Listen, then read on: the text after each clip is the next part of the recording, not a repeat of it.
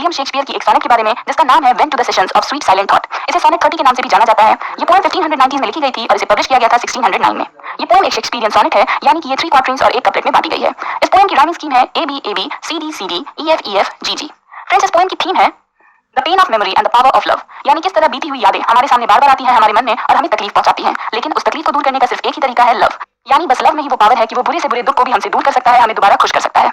Friends, William Shakespeare एक Elizabethan poet, dramatist, essayist और actor थे। उनका जन्म हुआ था 26 अप्रैल 1564 में और उनकी डेथ हुई थी 23 अप्रैल 1616 में। अपनी पूरी लाइफ टाइम में उन्होंने 37 प्लेज और 154 सोनेट्स लिखे हैं और ये सभी प्लेज और सोनेट्स आज भी उतने ही पॉपुलर हैं, उतने ही फ्रेश हैं। तो चलिए फ्रेंड्स, अब पोएम पढ़ाते हैं और इसे लाइन बाय लाइन रीड कर समझने की कोशिश करते हैं। Went to the sessions of sweet silent thought, यानी जब भी मैं अकेला रहता हूँ और शांति से कुछ मीठी बातें सोच सकता हूँ।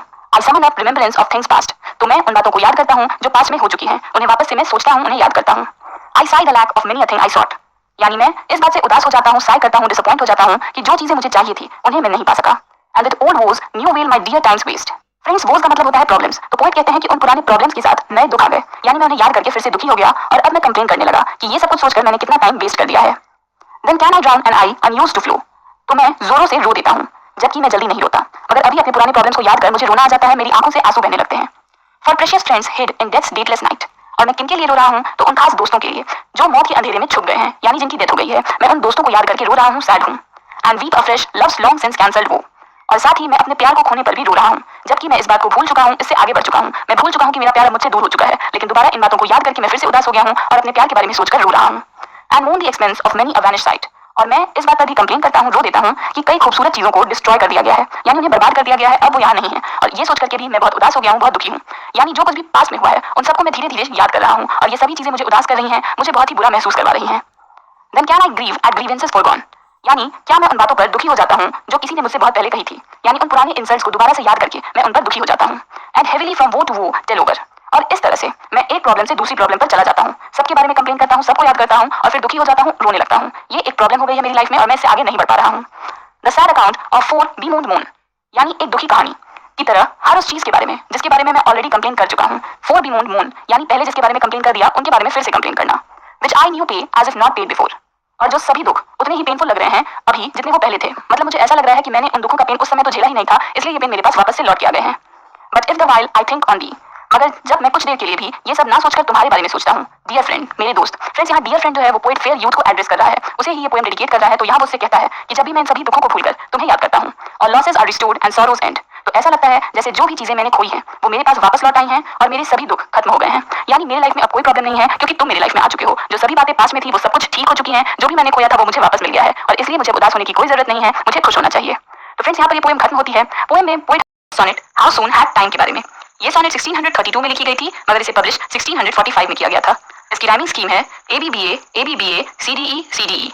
इस पोएम में पोएट की उदासी और दुख दिखाई देती है कि किस तरह वो अपनी जिंदगी में कोई बहुत बड़ा काम नहीं कर सका, मगर पोएम के एंड में वो रिलीजन की तरफ मुड़ जाता है कि वो वही अचीव करेगा, वही काम कर पाएगा जो गॉड चाहते हैं, ना कुछ कम और ना ही कुछ ज्यादा। फ्रेंड्स, जॉन मिल्टन एक इंग्लिश पोएट और इंटेलेक्चुअल थे।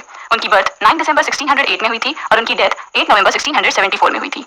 वो कई भाषाओं में लिखा करते थे, जैसे इंग्लिश, लैटिन, ग्रीक, और उन्होंने कई नए शब्द बनाए हैं जो दूसरी भाषाओं से लिए गए हैं।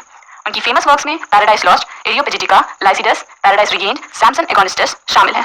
तो चलिए फ्रेंड्स, अब पोएम पर आते हैं और इसे लाइन बाय लाइन रीड कर समझने की कोशिश करते हैं। How soon had time the subtle thief of youth, यानी पोएट यहाँ पर कंप्लेन कर रहा है, शिकायत कर रहा है समय के बारे में, जो कि एक चोर है। वो लोगों के यूथ को, उनकी युवावस्था को चुरा लेता है। तो कितनी जल्दी इस टाइम ने stolen on his wing my 3 and 20th year, यानी चुरा लिया है मेरा 23rd ईयर, यानी मेरा 23वां साल। पोएट 23 ईयर्स के हो गए हैं और उन्हें लग रहा है कि टाइम ने या समय ने उनके यूथ को चुरा लिया है। My Hastings days fly on with full career, यानी मेरे जीवन में जो दिन आए थे इन 23 सालों में वो बहुत ही तेजी से बीत गए। But my late spring no bud or blossom shoot, मगर मेरी इस जिंदगी में जो भी मैंने मेहनत की है अपनी जिंदगी को संवारने के लिए, बेहतर बनाने के लिए, उसका फल या कोई कली भी मुझे नहीं मिली है। मेरी मेहनत यूं ही बेकार जा रही है। Perhaps my semblance I deceive the truth, यानी कि हो सकता है कि मुझे देखकर मेरी उम्र का सही से पता न लगे। मेरे चेहरे को देखकर ये नहीं लगता होगा कि मेरी उम्र कितनी है, मैं अभी भी एक कम उम्र का बालक ही दिखता हूँगा। That I to manhood am arrived so near, यानी कि मैं अपने मैनहुड के इतने करीब आ चुका हूँ। मैं अब 23 साल का हो चुका हूँ और मैं एक प्रौढ़ पुरुष बन चुका हूँ, मगर शायद मुझे देखकर ऐसा नहीं लगता है। And in word rightness dot much less appear, और सिर्फ बाहरी दिखावट ही नहीं बल्कि मेरा मन भी कितना परिपक्व हो चुका है, मैं कितना समझदार हो चुका हूँ, ये भी किसी को पता नहीं चलता है। That some more timely happy spirits endueth, और भले ही मुझ में काबिलियत है, मैं समझदार हूँ, मगर मैं वैसा दिखाई नहीं देता हूँ उनके मुकाबले जिन्होंने इतने कम समय में इतना नाम कमाया है। येट बी इट लेस और मोर और सून और स्लो, फिर भी ये कम हो या ज्यादा हो, ये जल्दी हो या देर से हो, it shall be in strictest measure even to that same lot, यानी वो जो भी करेंगे बिल्कुल नापा हुआ होगा, मेजर किया हुआ होगा। यहाँ फ्रेंड्स गॉड के बारे में बात हो रही है, जो भगवान चाहते हैं वही होगा, न ज्यादा होगा कुछ और ना ही कुछ कम होगा। हाउएवर मीन और हाई, चाहे वो कितना ही बुरा हो या साधारण हो, या वो कितना ही बुलंद हो, उन्नत हो, अच्छा हो। Toward which time leads me and the will of haven, यानी वहां मुझे ये दो चीजें ले जाएंगी, पहला समय और दूसरा भगवान की इच्छा। जब तक ये दोनों ना हो तब तक कोई भी काम नहीं हो सकता है। All is if I have grace to use it so, यानी अगर मुझ पर भगवान इतनी कृपा करें या मुझे इतनी इजाजत मिल जाए, as ever in my great task masters eye, तो सब बिल्कुल वैसा ही होगा जैसे मेरे महान टास्क मास्टर यानी गॉड ने सोचा है। जो उन्होंने मेरे लिए सोचा है वही होगा, मैं उसे कभी नहीं बदलूंगा।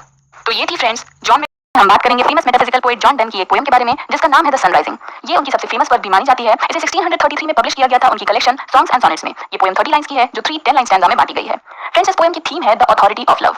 इस पोएम में पोएट सन से बातें करते हैं, उनसे कन्वर्सेशन करते हैं, लेकिन ये कन्वर्सेशन कोई खुशी की नहीं है बल्कि वो सन से कंप्लेन करते हैं। फ्रेंड्स सनराइजिंग का मतलब होता है सूरज का उगना। तो पोएट यहाँ सूरज के उगने से, नए दिन के आने से खुश नहीं है, बल्कि सूरज से कंप्लेन करते हैं कि तुम रोज रोज क्यों मुझे और मेरी बिलवड को परेशान करने आ जाते हो। तुम जाओ यहाँ से और किसी और को परेशान करो, मुझे और मेरी बिलवड को अकेला छोड़ दो। फ्रेंड्स जॉन डन एक इंग्लिश मेटाफिजिकल पोएट थे। उनका जन्म हुआ था 22 जनवरी 1572 में और उनकी डेथ हुई थी 31 मार्च 1631 में। वो अपनी sonnets, love poems, religious poems, elegies, songs और सटायर सर्मन्स के लिए बहुत ही ज्यादा फेमस थे। उनकी फेमस वर्क्स में death, be not proud, valediction, a forbidden mourning, the flea, the good morrow, ये सभी पोएम शामिल हैं। तो चलिए फ्रेंड्स अब पोएम पर आते हैं और इसे लाइन बाय लाइन रीड कर समझने की कोशिश करते हैं। बिजी ओल्ड फूल, अनरूली सन, यानी पोएट सूरज को कहते हैं कि बिजी ओल्ड फूल, जो किसी के कंट्रोल में नहीं रहता है, उस सूरज से पोएट बात कर रहे हैं। व्हाई डोस्ट दाउ दस, फ्रेंड्स यहाँ पर कुछ ओल्ड इंग्लिश वर्ड्स का यूज हुआ है। डोस्ट यानी इसका मतलब हुआ डू और दाउ यानी यू। तो पोएट कहते हैं कि तुम ऐसा क्यों करते हो।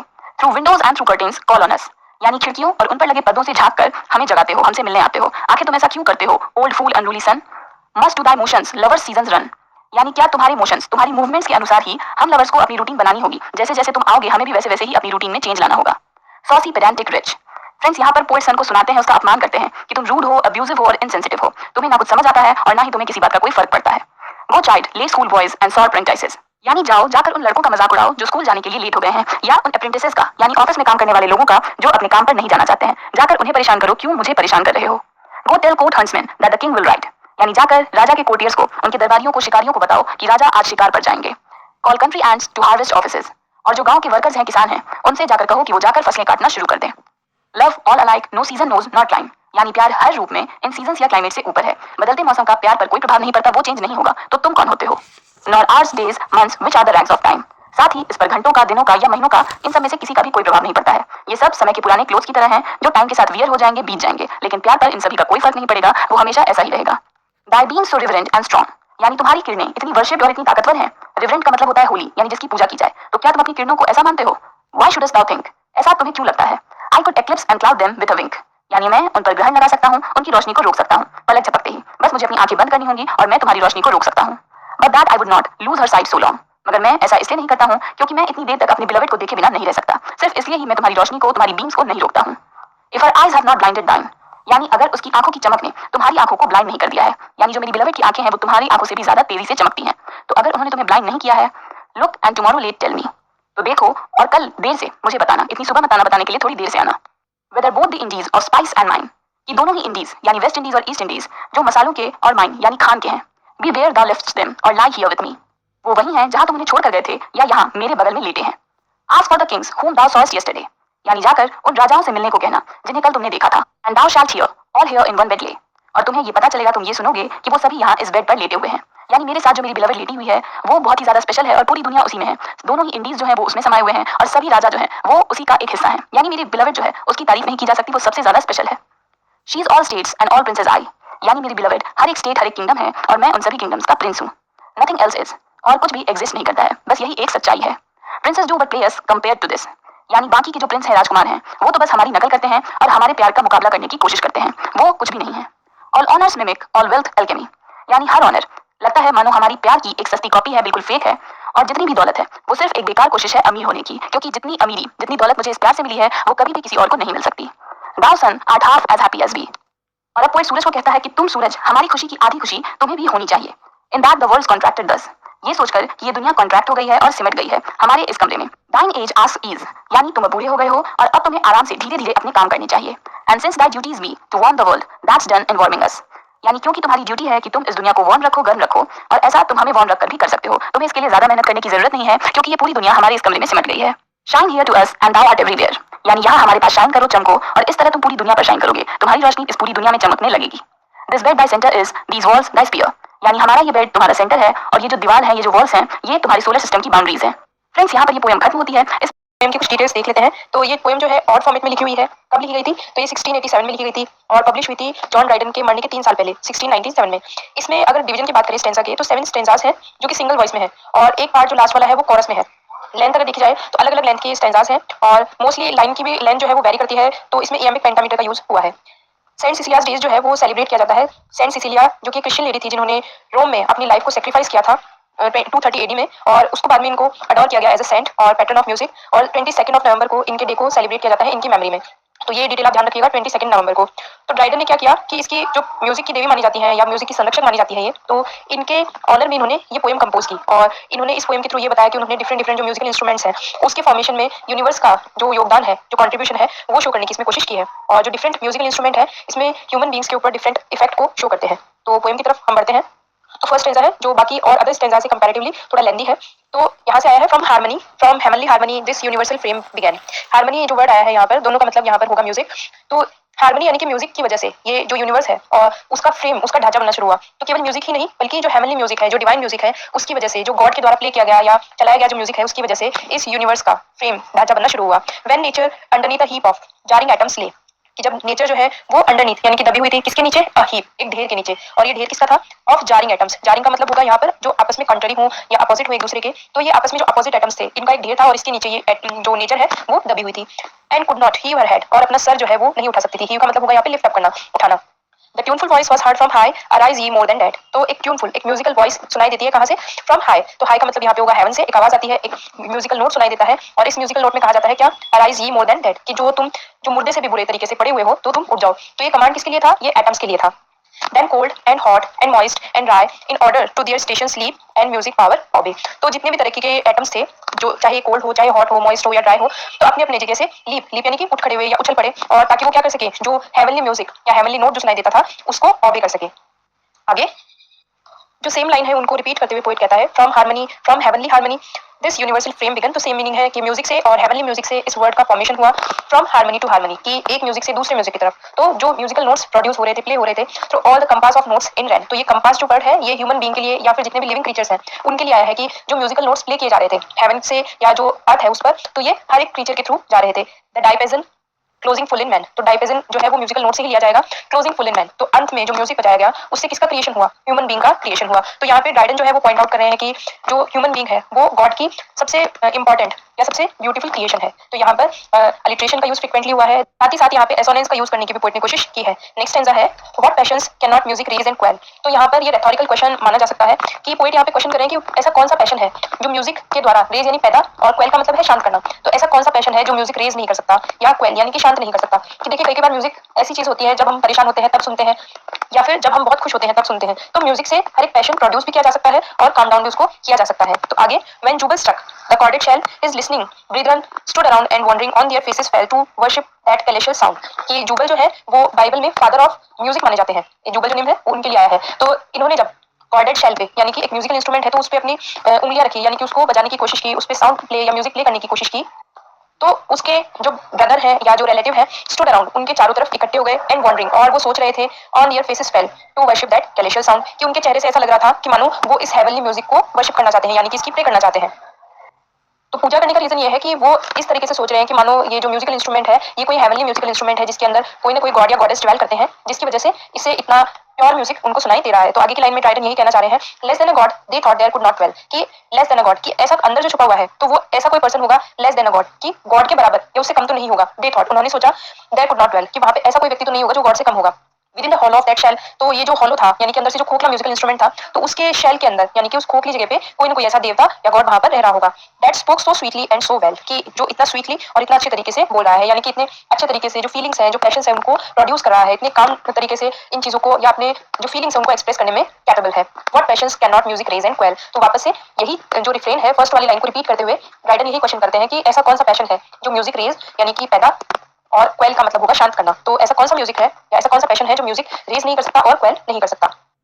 नेक्स्ट स्टैंजा है the trumpet loud clangor excites us to arms with shrill notes of anger and mortal alarms कि यहाँ पर ड्राइडन ये कहने की कोशिश कर रहे हैं कि कौन कौन से म्यूजिकल इंस्ट्रूमेंट का यूज जो है वो बैटलफील्ड में किया जाता है। तो सबसे पहले वो बात करते हैं ट्रम्पेट की कि ट्रम्पेट एक ब्रास से बना हुआ म्यूजिकल इंस्ट्रूमेंट होता है जिसकी लाउड साउंड से जो ह्यूमन बींग्स है वो अवेयर हो जाते हैं कि some battle is about to happen और अबाउट टू टेक प्लेस। तो उसकी आवाज जो है वो नॉट सो हैपनिंग होती है, तो क्लैंगर जो है वो उसकी बुरी आवाज को रिप्रेजेंट करता है। एक्साइट अस टू आर्म्स, तो ये जो म्यूजिक है इसका ट्रम्पेट का, तो ये हमें किसके लिए एक्साइट करता है? आर्म्स के लिए, यानी कि हम अपने हथियारों के साथ में तैयार हो जाए। विच शील नोट्स ऑफ एंगर, तो इसकी जो साउंड होती है वो किसका प्रोडक्शन करती है? एंगर का, यानी कि जो पैशंस की बात पीछे के स्टेंजास में पोएट कर रहा था, तो वो यहाँ पर रिप्रेजेंट होते हैं कि एंगर जो है वो किससे रिप्रेजेंट होता है या किससे अराउज होता है? तो ये ट्रम्पेट की आवाज से अराउज होता है। और ये आवाज किसको एक्साइट करती है या किसको रिप्रेजेंट करती है? तो ये मॉर्टल अलार्म्स, यानी कि फियर ऑफ डेथ को या फियर ऑफ लाइफ को रिप्रेजेंट करती है। The double double double beat of the thundering drum cries hark of the foes come charge charge it is too late to retreat. कि अब आगे नेक्स्ट जो part है इसका, तो उसमें ये ड्रम की बात करने लगते हैं कि ड्रम की जो आवाज होती है बार बार में डबल डबल उसको बजाया जाता है, तो ये ऐसे लगता है कि मानो थंडरिंग की साउंड है। थंडरिंग यानी कि क्लाउड्स की जो आने की आवाज है वो साउंड है। और इसके साथ में कौन सी आवाज को रिप्रेजेंट करता है? कि देखो देखो कौन आ रहा है? दुश्मन, एनिमी या शत्रु आ रहा है। चार्ज चार्ज यानी कि हमला करो हमला करो। It is too late to retreat, कि ये इस बात में बहुत देरी हो चुकी है कि वापस से पीछे मुड़ जाए जाए या लौट जाए। तो अब तो क्या करना पड़ेगा? हमको बैटल फील्ड में उतरना ही पड़ेगा। तो ये ड्रम की बीटिंग की जो साउंड है ये यहाँ पर रिप्रेजेंट करती है। नेक्स्ट स्टेंजा में the soft complaining flute in dying notes discover the woes of hopeless lover whose dirge is whispered by the wobbling lute। तो आगे थर्ड जो या नेक्स्ट जो म्यूजिकल इंस्ट्रूमेंट है वो फ्लूट के बारे में बात की जा रही है कि फ्लूट की क्या कौन सी क्वालिटी होती है? तो ये सॉफ्ट और स्वीट साउंड प्रोड्यूस करती है, साथ ही साथ में ये मेलनकली इफेक्ट को भी शो करती है। कि पोएट जो है वो यहाँ पे ये कहना चाह रहा है कि फ्लूट की जो साउंड है, सॉफ्ट म्यूजिक है, ये ऐसा लगता है कि मानो कोई कंप्लेन कर रहा हो। कंप्लेन किस चीज की कर रहा है? ये एब्सेंस ऑफ लव की रिप्रेजेंट कर रहा है। किसके पार्ट में? लवर के पार्ट में, कि मानो कोई लवर है और वो ऐसे महसूस कर रहा है कि उसकी बीलवेड जो है वो उसके पास में नहीं है। तो ये वॉज यानी कि दुख जो है किसके? उस लवर के, उस होपलेस लवर के यहाँ पे रिप्रेजेंट किए जाते हैं। Whose डायर्स, डायर्स का मतलब होता है किसी की मृत्यु के समय गाया जाने वाला गीत। तो ये गीत जो किसी की डेथ पे गाया जाने वाला है इज विस्पर्ड, कि ये विस्पर यानी बुदबुदाता हुआ या धीमी आवाज में सुनाई देता है। और किसकी आवाज में सुनाई देता है? Wobbling lewd. वॉबलिंग का मतलब होता है कि कोई पक्षी की आवाज जो होती है, किसी बर्ड की आवाज होती है, उसकी आवाज से सिमिलर वॉइस। और ल्यूट जो है वो सारंगी के लिए आया है। तो ये साउंड जो है वो किसको रिजेंबल करती है? एक बर्ड के सॉन्ग को रिजेंबल करती है। कि वो ल्यूट की साउंड जो है वो एक फ्यूनरल सॉन्ग को या एक बर्ड की साउंड को रिजेंबल करते हुए यहाँ पर पोएट को लगती है। नेक्स्ट स्टेंजा में sharp violins proclaim their jealous pangs and aspiration. तो इस स्टेंजा में, फिफ्थ स्टेंजा में, पोएट जो है वो वायलिन जो म्यूजिकल इंस्ट्रूमेंट है उसके बारे में या उसकी म्यूजिकल नोट के बारे में बात कर रहे हैं। तो पोएट यहाँ पर कह रहा है कि वायलिन की जो साउंड है वो ये प्रोक्लेम यानी कि ये घोषणा करते हुए या ये डिक्लेयर करते हुए नजर आती है कि देयर जेलस पैंग्स, पैंग्स का मतलब वो होगा यहाँ पर वेदना, दुख, दर्द। तो जेलस पैंग की उनकी जो ईर्ष्यालु प्रवृत्ति है, एनवी की जो फीलिंग है या जो दर्द की फीलिंग है, साथ ही साथ में डेस्परेशन यानी कि जो निराशा वाली फीलिंग है, डिस्पेयर वाली फीलिंग है उसको। और फरी, फरी यानी कि गुस्सा, क्रोध, एंगर को। फ्रेंटिक, फ्रेंटिक का मतलब होगा एक्साइटमेंट वाली फीलिंग को। साथ में इंडिग्नेशन, इंडिग्नेशन का मतलब होगा यहाँ पर एंगर को। तो ये सारी फीलिंग्स किसमें आएंगी? जब वायलिन की साउंड आएगी तब वहां पर ये जो जितनी भी फीलिंग्स है उनको एक्साइट करेंगी। डेप्थ ऑफ पेन्स यानी कि एक्सट्रीम ग्रीफ जो है उसको भी रिप्रेजेंट करती है ये म्यूजिकल इंस्ट्रूमेंट वायलिन जो है। और साथ ही साथ में हाइट ऑफ पैशन, कि ये जो बहुत स्ट्रॉन्ग डिजायर है उसको भी रिप्रेजेंट करती है। फॉर द फेयर डिस्डेनफुल डैम, तो ये जितनी भी फीलिंग्स हैं वो किसके लिए है? फेयर, फेयर यानी ब्यूटीफुल, डिस्डेनफुल यानी कि स्कॉर्नफुल, यानी कि जो किसी का तिरस्कार करे, किसी को नेग्लेक्ट करे। और डेम का मतलब होगा यहाँ पर कोई लेडी लव या कोई ब्यूटीफुल लेडी। तो ये लेडी जो है वो क्या करेगी? ये सारी जो पैशंस है वो उसमें उस लेडी में एग्जिस्ट करेंगे। तो ये वायलिन की जो साउंड है ये सारी फीलिंग्स उसके लिए रिजेंबल करती हैं। नेक्स्ट स्टेंजा में but oh what art can teach, what voice can reach the sacred organs praise. तो इन लाइन में पोएट जो है वो ऑर्गन म्यूजिक, ऑर्गन जो म्यूजिकल इंस्ट्रूमेंट है उसके बारे में बताते हैं कि सेंट सिसिलिया ने जिस म्यूजिकल इंस्ट्रूमेंट का इन्वेंशन किया था वो ऑर्गन था। तो ऑर्गन की क्वालिटी ये है कि इसके सामने कोई भी म्यूजिकल इंस्ट्रूमेंट को रख दिया जाए वो स्टैंड नहीं कर पाएगा, विद स्टैंड नहीं कर पाएगा। तो इसी सरप्राइज को यहाँ पे दिखाते हुए कह रहे हैं what art can teach, what human voice can reach the sacred organs praise, कि कौन सी आर्ट ऐसी है जो टीच कर सकती है यानी सिखा सकती है, और कौन सी ऐसी ह्यूमन वॉइस है जो रीच यानी कि पहुंच सकती है किसकी तरफ? द सेक्रेट ऑर्गन्स प्रेज, कि उस पवित्र ऑर्गन जो वाद्य यंत्र है उसकी प्रेज के सामने कौन सी चीज टिक सकती है, विद स्टैंड कर सकती है। मतलब कोई भी ऐसा म्यूजिकल इंस्ट्रूमेंट, कोई भी ऐसी आर्ट या कोई भी ऐसी ह्यूमन वॉइस नहीं है जो इसके सामने विद स्टैंड कर सके। Notes inspiring holy love, notes that wing their heavenly ways to mend their choirs above, कि इस ऑर्गन नामक वाद्य यंत्र से जो म्यूजिक बजता है, जो नोट्स बजते हैं, जो म्यूजिक प्रोड्यूस होता है, तो वो किसको इंस्पायर करते हैं? होली लव को, यानी कि गॉड के लिए लव को वो इंस्पायर करते हैं। Notes that wing their heavenly ways, तो ऐसे म्यूजिकल नोट्स इसके द्वारा प्रोड्यूस किए जाते हैं तो वो जो हेवनली पीपल होते हैं यानी कि जो एंजल्स होते हैं उनको भी तैयार करते हैं किसके लिए? To mend their choirs above, की ताकि वो भी क्या कर सके? एक साथ में सिंग कर सके और डांस कर सके। कहाँ पर? इन द हेवन, हेवन में डांस कर सके वो। तो गॉड जो ऑर्गन वाद्य यंत्र है वो इंस्पिरेशन है किसके लिए? गॉड के लव के लिए। और इसकी जो सॉफ्ट साउंड है वो एंजल्स को भी क्या करती है? इंस्पायर करती है गॉड के लिए सिंग करने के लिए, गॉड की प्रेज करने के लिए और गॉड के अराउंड डांस करने के लिए। तो ये क्या है? ये पैशन है, ह्यूमन पैशन है, जिसको ये म्यूजिक, ये ऑर्गन नाम का वाद्य यंत्र जो है वो अराउज करता है। लास्ट टेंसा है इसका, इसके बाद में एक और सेपरेट कॉरस दिया हुआ है वो अलग से पढ़ेंगे, बाकी ये इसके अंदर ही इंक्लूड है। Orpheus could lead the savage race and trees unrooted left their place sequesters of the lyre। तो अब लायर जो म्यूजिकल इंस्ट्रूमेंट होता है उसकी बात की जा रही है। तो ऑरिफस जो है वो ग्रीक माइथोलॉजी में एक बहुत ग्रेट सिंगर थे और उनके म्यूजिक का इतना ज्यादा इम्पैक्ट था कि जिसकी वजह से एक सेवेज यानी कि जंगली रेस लग जाती थी।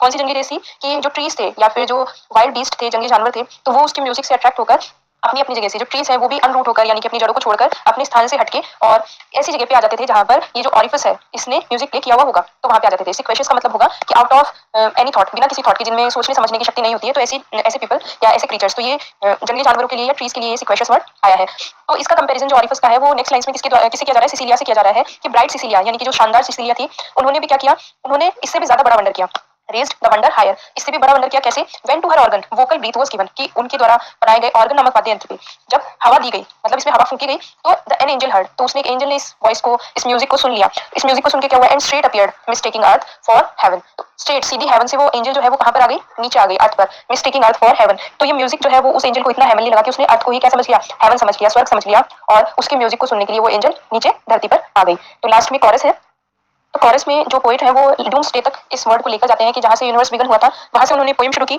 और लास्ट में डूम्सडे वाले दिन यानी कि जब डे ऑफ जजमेंट आएगा, जब वर्ड का एंड होगा, तब क्या होगा, तो वहां तक की पोएट बात करते हैं। तो पोएट कहते हैं कि as from the power of sacred lays the sphere began to move and sung of great creators praise to all the blessed above, कि सैक्रेड लेज यानी कि सैक्रेड म्यूजिक जब बजेगा, यानी कि होली म्यूजिक जब प्ले होगा, तो स्फीयर्स जो है यानी कि जितने भी हेवनली बॉडीज हैं वो क्या होंगी, बिगन टू मूव यानी कि हिलना शुरू हो जाएंगी, मूव होना शुरू हो जाएंगी, and sung the great creators praise, और जो ग्रेट क्रिएटर है यानी कि गॉड है उनकी प्रेज करना शुरू कर देंगी, और उसकी प्रेज में, उस गॉड की प्रेज में संग यानी कि गाना गाना शुरू कर देंगी, to all the blessed above, और किसके साथ में गाएंगे, वो जो हेवनली बॉडीज हैं वो उन एंजल्स के साथ में गाना गाएंगे।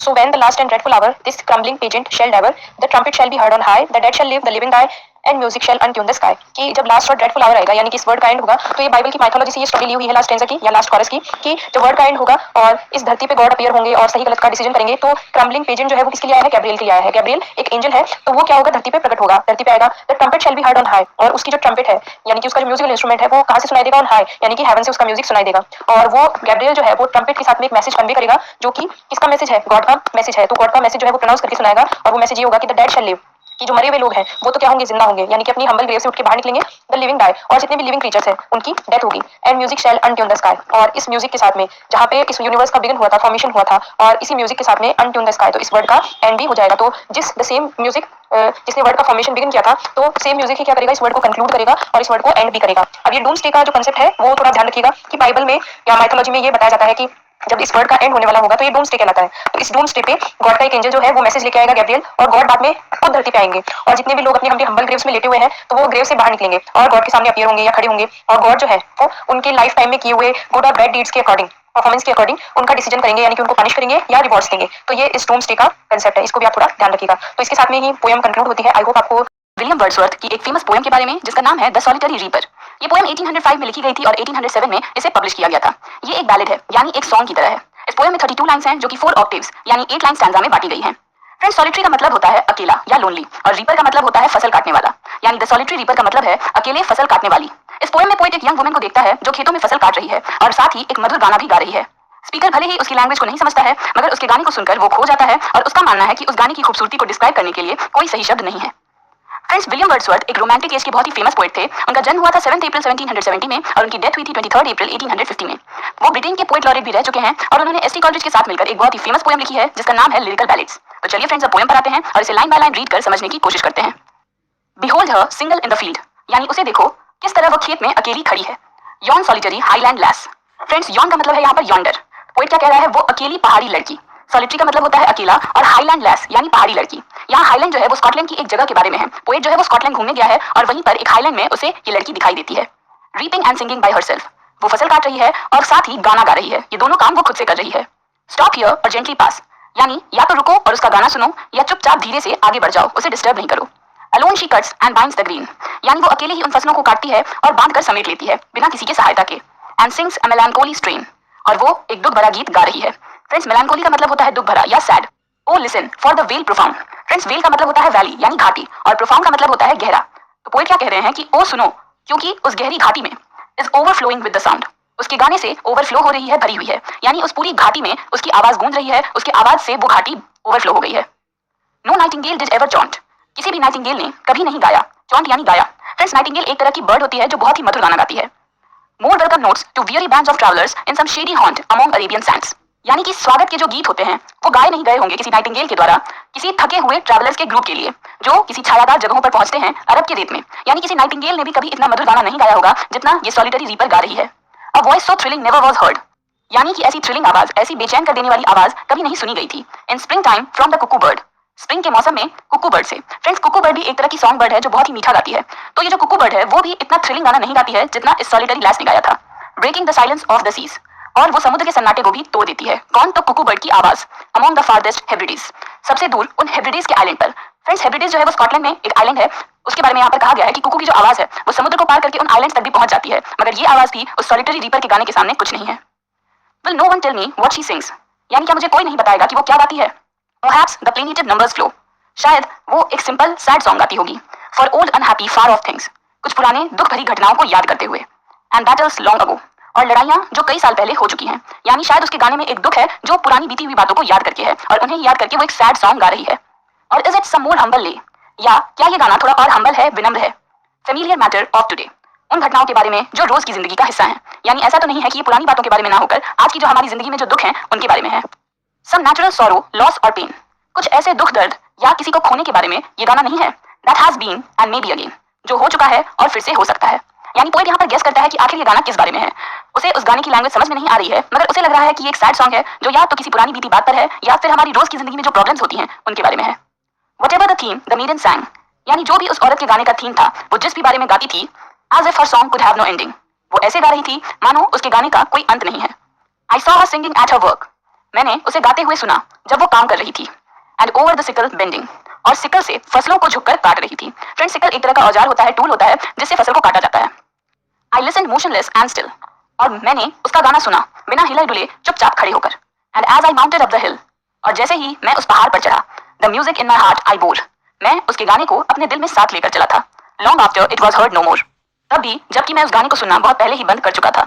यानी भले ही पोएट को अब उसका गाना सुनाई नहीं दे रहा है, मगर वो गाना अब पोएट के दिल में है, और भले ही पोएट आगे बढ़ रहा है, पहाड़ चढ़ रहा है, मगर तब भी वो गाना उसके साथ है। यानी इस गाने ने उस पर तो ये जो पोल है ये उनके famous collection man and women में पब्लिश हुई थी और ये ड्रामेटिक मानोगे आपको नोट कर लेना चाहिए।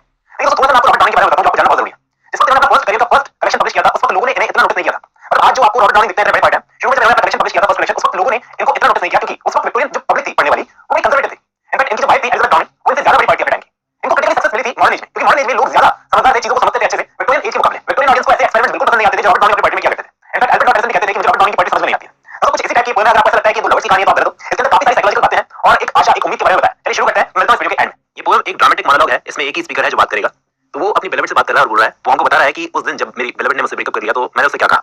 मैंने कहा कि ठीक है, अब जब सारी चीजें ऐसी रहेंगी तो कौन बदल सकता है, और मैं भी जानता हूं कि इसके बाद अब मेरा क्या होने वाला है। लाइन है, since now at length my fate I know, मैं जानता हूं कि इसके बाद मेरा अच्छा नहीं होगा, जो कुछ भी होगा तो मुझे छोड़ दोगी। तो मैंने हमारे प्यार को बचाने की बहुत कोशिश की, लेकिन तुम पर मेरी किसी भी बात का असर नहीं हुआ। मुझे लग रहा है जैसे मेरी लाइफ का एक पर्पस था, सिर्फ ओनली पर्पस था, वो फेल हो गया। सिंस दिस वाज रिटन, ये चीज लिखी हुई थी ऑलरेडी, ये चीज लिखी हुई थी जिससे बचा नहीं जा सकता था। मुझे एक ना एक दिन ये चीज फेस करनी थी। खैर, अब जब वो दिन आ गया है तो मैं अपने दिल से, अपने हार्ट से तुम्हें ब्लेस करता हूँ। मैं बहुत प्राउड हूँ, ग्रेटफुल हूँ कि मैंने तुम्हें प्यार किया। मैंने जो भी उम्मीदें पाली थी, तुमसे मिली थी, वो सब मैं तुम्हें वापस देता हूँ। ये लाइन लिखी है, take back the hopes you give, जो भी उम्मीदें तुमने मुझे दी थी वो सब मैं वापस देता हूँ। यहाँ पर लवर एक परमिशन भी मांगता है कि मैं तुमसे सिर्फ एक परमिशन चाहता हूँ कि इन उम्मीदों को मैं याद कर सकूं, क्योंकि शायद यही चीजें होंगी जो मुझे जिंदा रखेंगी। और लास्ट लाइन में बोलता है कि बस एक और चीज है जो मैं तुमसे मांगना चाहता हूँ, मैं तुम्हारे साथ एक फाइनल राइड पर जाना चाहता हूँ। ये राइड कोई गाड़ी की राइड नहीं दोस्तों, बल्कि घोड़े की पीठ पर बैठकर राइड करना चाहते हैं यहाँ पर। और इसी के साथ में वो एक और चीज बोलते हैं, यू विल नॉट ब्लेम, अगर तुम बुरा ना मानो तो। यहाँ पर पाइट को जो कुछ भी बोलना था उन्होंने बोल दिया, अपनी बात खत्म कर दी। अब वो इंतजार कर रहे हैं अपनी बेलवेट की रिस्पांस का। सेकंड स्टैंजा में बोलते हैं कि मेरी बात सुनने के बाद मेरी बेलवेट ने अपना प्यारा सा वो सिर जो था वो झुकाया, और उसकी बड़ी बड़ी काली आंखें, जिन आंखों में एक प्राउड भरा हुआ था, और उन्हीं आंखों ने मुझे ठुकरा दिया था। और वही आंखें चाहती तो मुझे एक्सेप्ट भी कर सकती थी, मेरे लिए दया भावना रख के, पिटी रख के। कुछ मोमेंट्स तक सोचने के बाद में मेरी बेलवेट ने डायरेक्टली मेरी आंखों में देखा। कुछ मोमेंट्स के लिए मोमेंट वो सोच रही थी मेरी तरफ देखकर, ऐसा लग रहा था मैं जिंदगी और मौत के बीच में झूल रहा हूँ, एक बैलेंस बनाकर, जब तक कि उसने हाँ नहीं कह दिया। उसने जैसे ही हाँ कहा तो ऐसा लगता है जैसे मेरी नसों के अंदर जो खून जम गया था वो अचानक फिर से बहने लगा, और फाइनली मुझे वो जो लास्ट विश थी मेरी वो पूरी होती नजर आई। मैं और मेरी बेलवेट साथ में जिंदा सांस लेते हुए एक हॉर्स बैक राइड पर जाएंगे। एक और दिन अपन को ऐसा लगेगा जैसे अपन भगवान है, और कौन जानता है ये जो लास्ट राइड मैं अपने बेलवेट के साथ में कर रहा हूँ, इसी शाम ये दुनिया खत्म हो जाए और ये मेरी लास्ट राइड, मेरा लास्ट एक्सपीरियंस हो जो मैं उसके साथ मिलूंगा।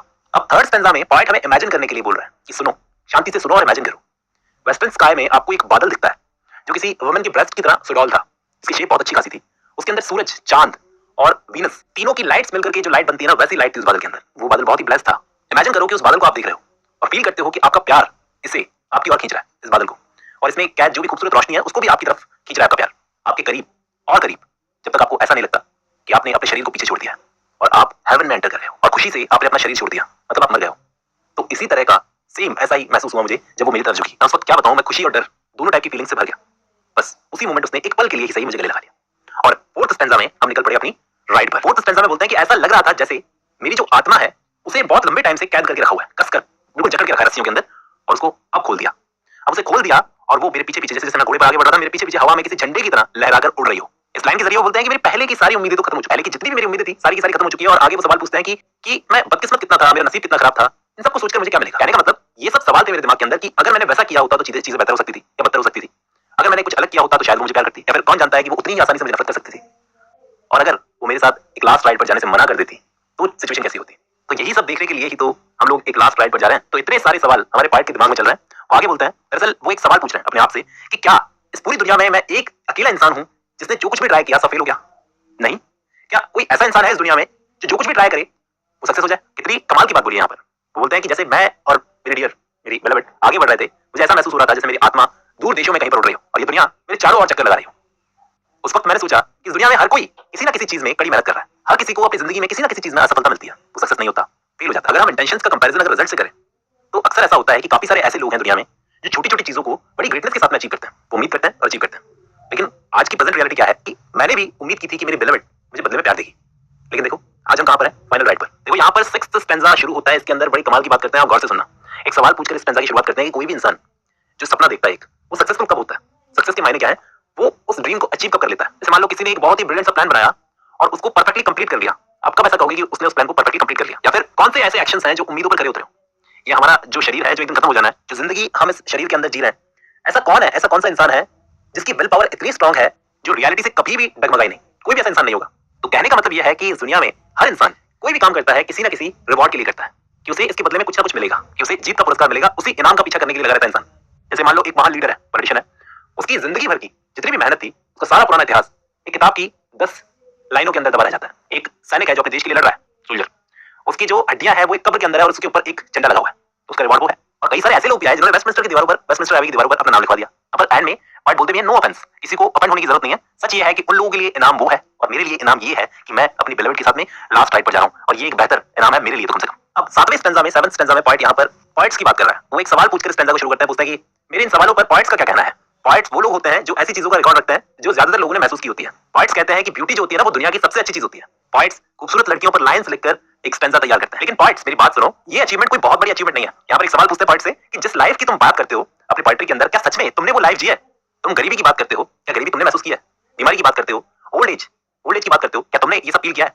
क्या तुम ब्यूटी के उतना करीब आए हो जिसकी तुम बात करते हो, जिसको तुम सेलिब्रेट करते हो अपनी पार्टी के अंदर? यहाँ पर वो बोलते हैं कि हम लोग तो ब्यूटी के उतना करीब हैं जितना तुमने कभी एक्सपेक्ट भी नहीं किया होगा। आयरनी क्या है कि हम लोगों ने अपनी जिंदगी में एक सिंगल पोएम भी नहीं लिखी। एक तरीके से पॉइंट यहाँ पर खुद को बहुत प्राउड फील कर रहा है कि मैं एक लास्ट राइड पर हूं, देखो मेरे लिए कितनी बड़ी बात है।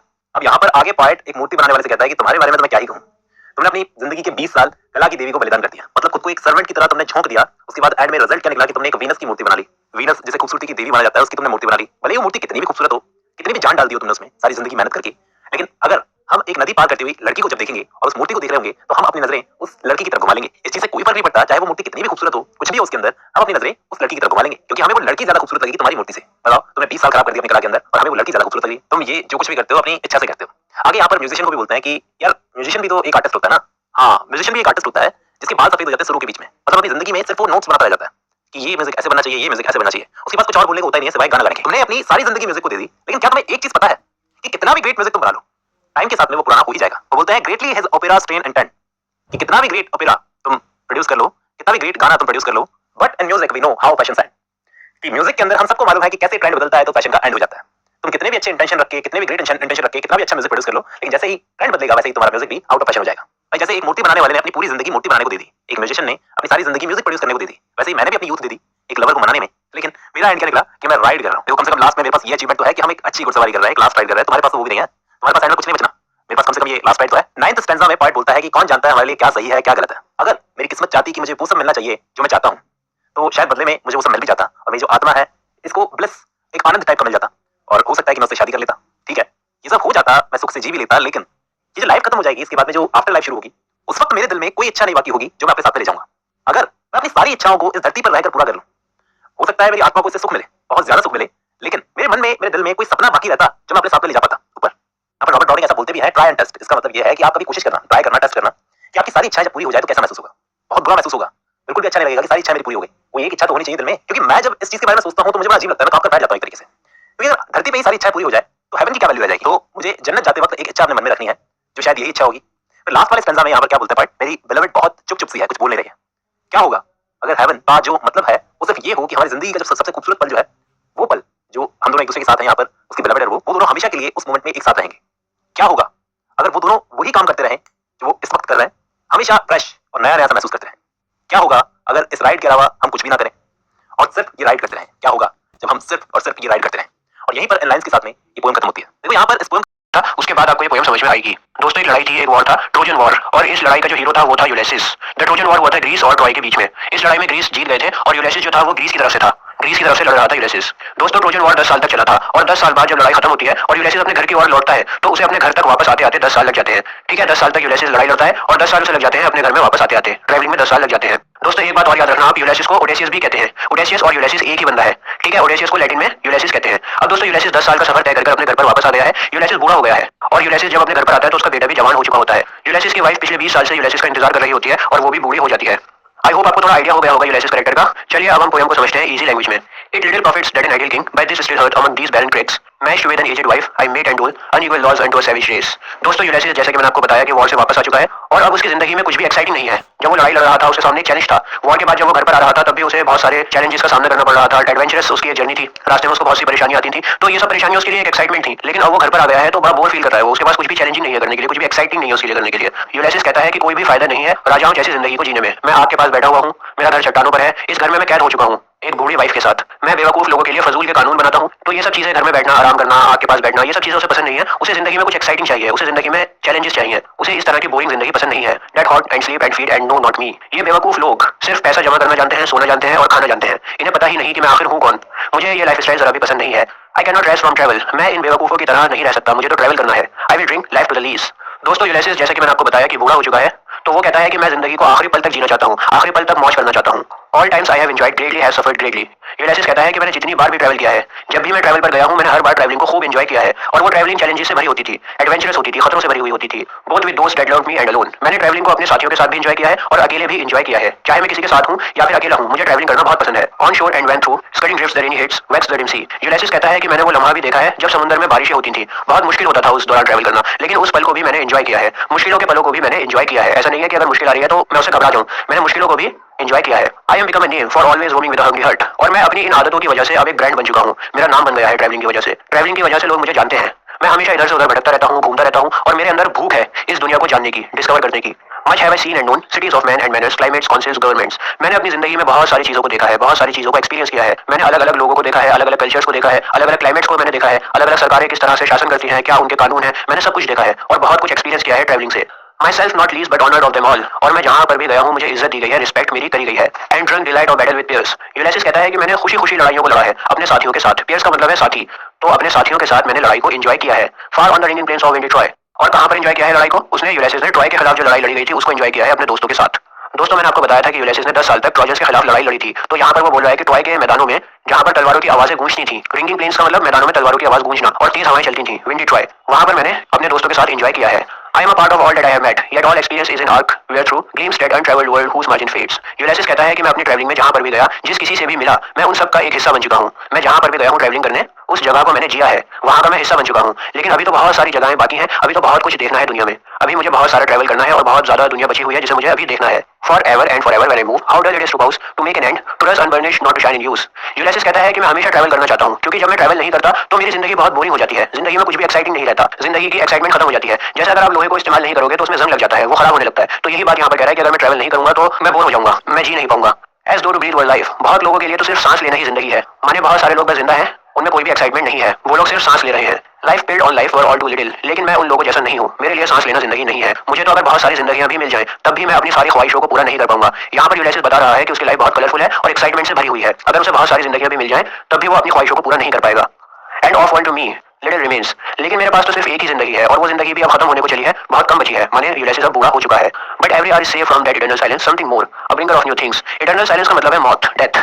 तो यूलिसिस कहता है कि हालांकि बहुत कम वक्त बचा है, मौत बस आने वाली है, जिंदगी कुछ पल की मेहमान है, लेकिन जिंदगी में जितना भी वक्त बचा है उस बचे हुए वक्त को मैं ट्रैवलिंग में बिताना चाहता हूँ। मैं नई नई चीजों को जानना चाहता हूँ। जो कुछ भी मेरा वक्त बचा है दुनिया में वो सब वक्त मैं ट्रैवलिंग में बिताना चाहता हूँ और नई चीजों को डिस्कवर करना चाहता हूँ। And while it were for some 3 suns to store and hold myself. और कितना बुरा होगा अगर मैं घर में ही बैठा रहूँ और घर में बैठकर खाता रहूँ। 3 सन्स का मतलब है 3 दिन, तो 3-4 दिन की जिंदगी बची है, मतलब बहुत कम वक्त बचा है। और जो कुछ भी वक्त मेरी जिंदगी में बचा है वो वक्त अगर मैं घर में ही बैठा रहूँ तो बहुत बुरी बात होगी। मुझे अपनी जिंदगी के बचे हुए वक्त में कुछ एक्साइटिंग करना चाहिए। And this grey spirit yearning and desire to follow knowledge like a sinking star. हालांकि मैं बूढ़ा हो गया हूँ और मेरे बाल सफेद हो गए हैं, लेकिन फिर भी मेरे अंदर अभी भी डिस्कवर करने की चाह जिंदा है। मैं अभी भी बहुत कुछ जानना चाहता हूँ, समझना चाहता हूँ। Beyond the utmost bound of human thought. मेरी चाहत ये है कि मैं हर लिमिट को तोड़ दूं, हर लिमिट को क्रॉस कर दूं और वो करके दिखाऊं जो कभी किसी इंसान ने सोचा भी ना हो।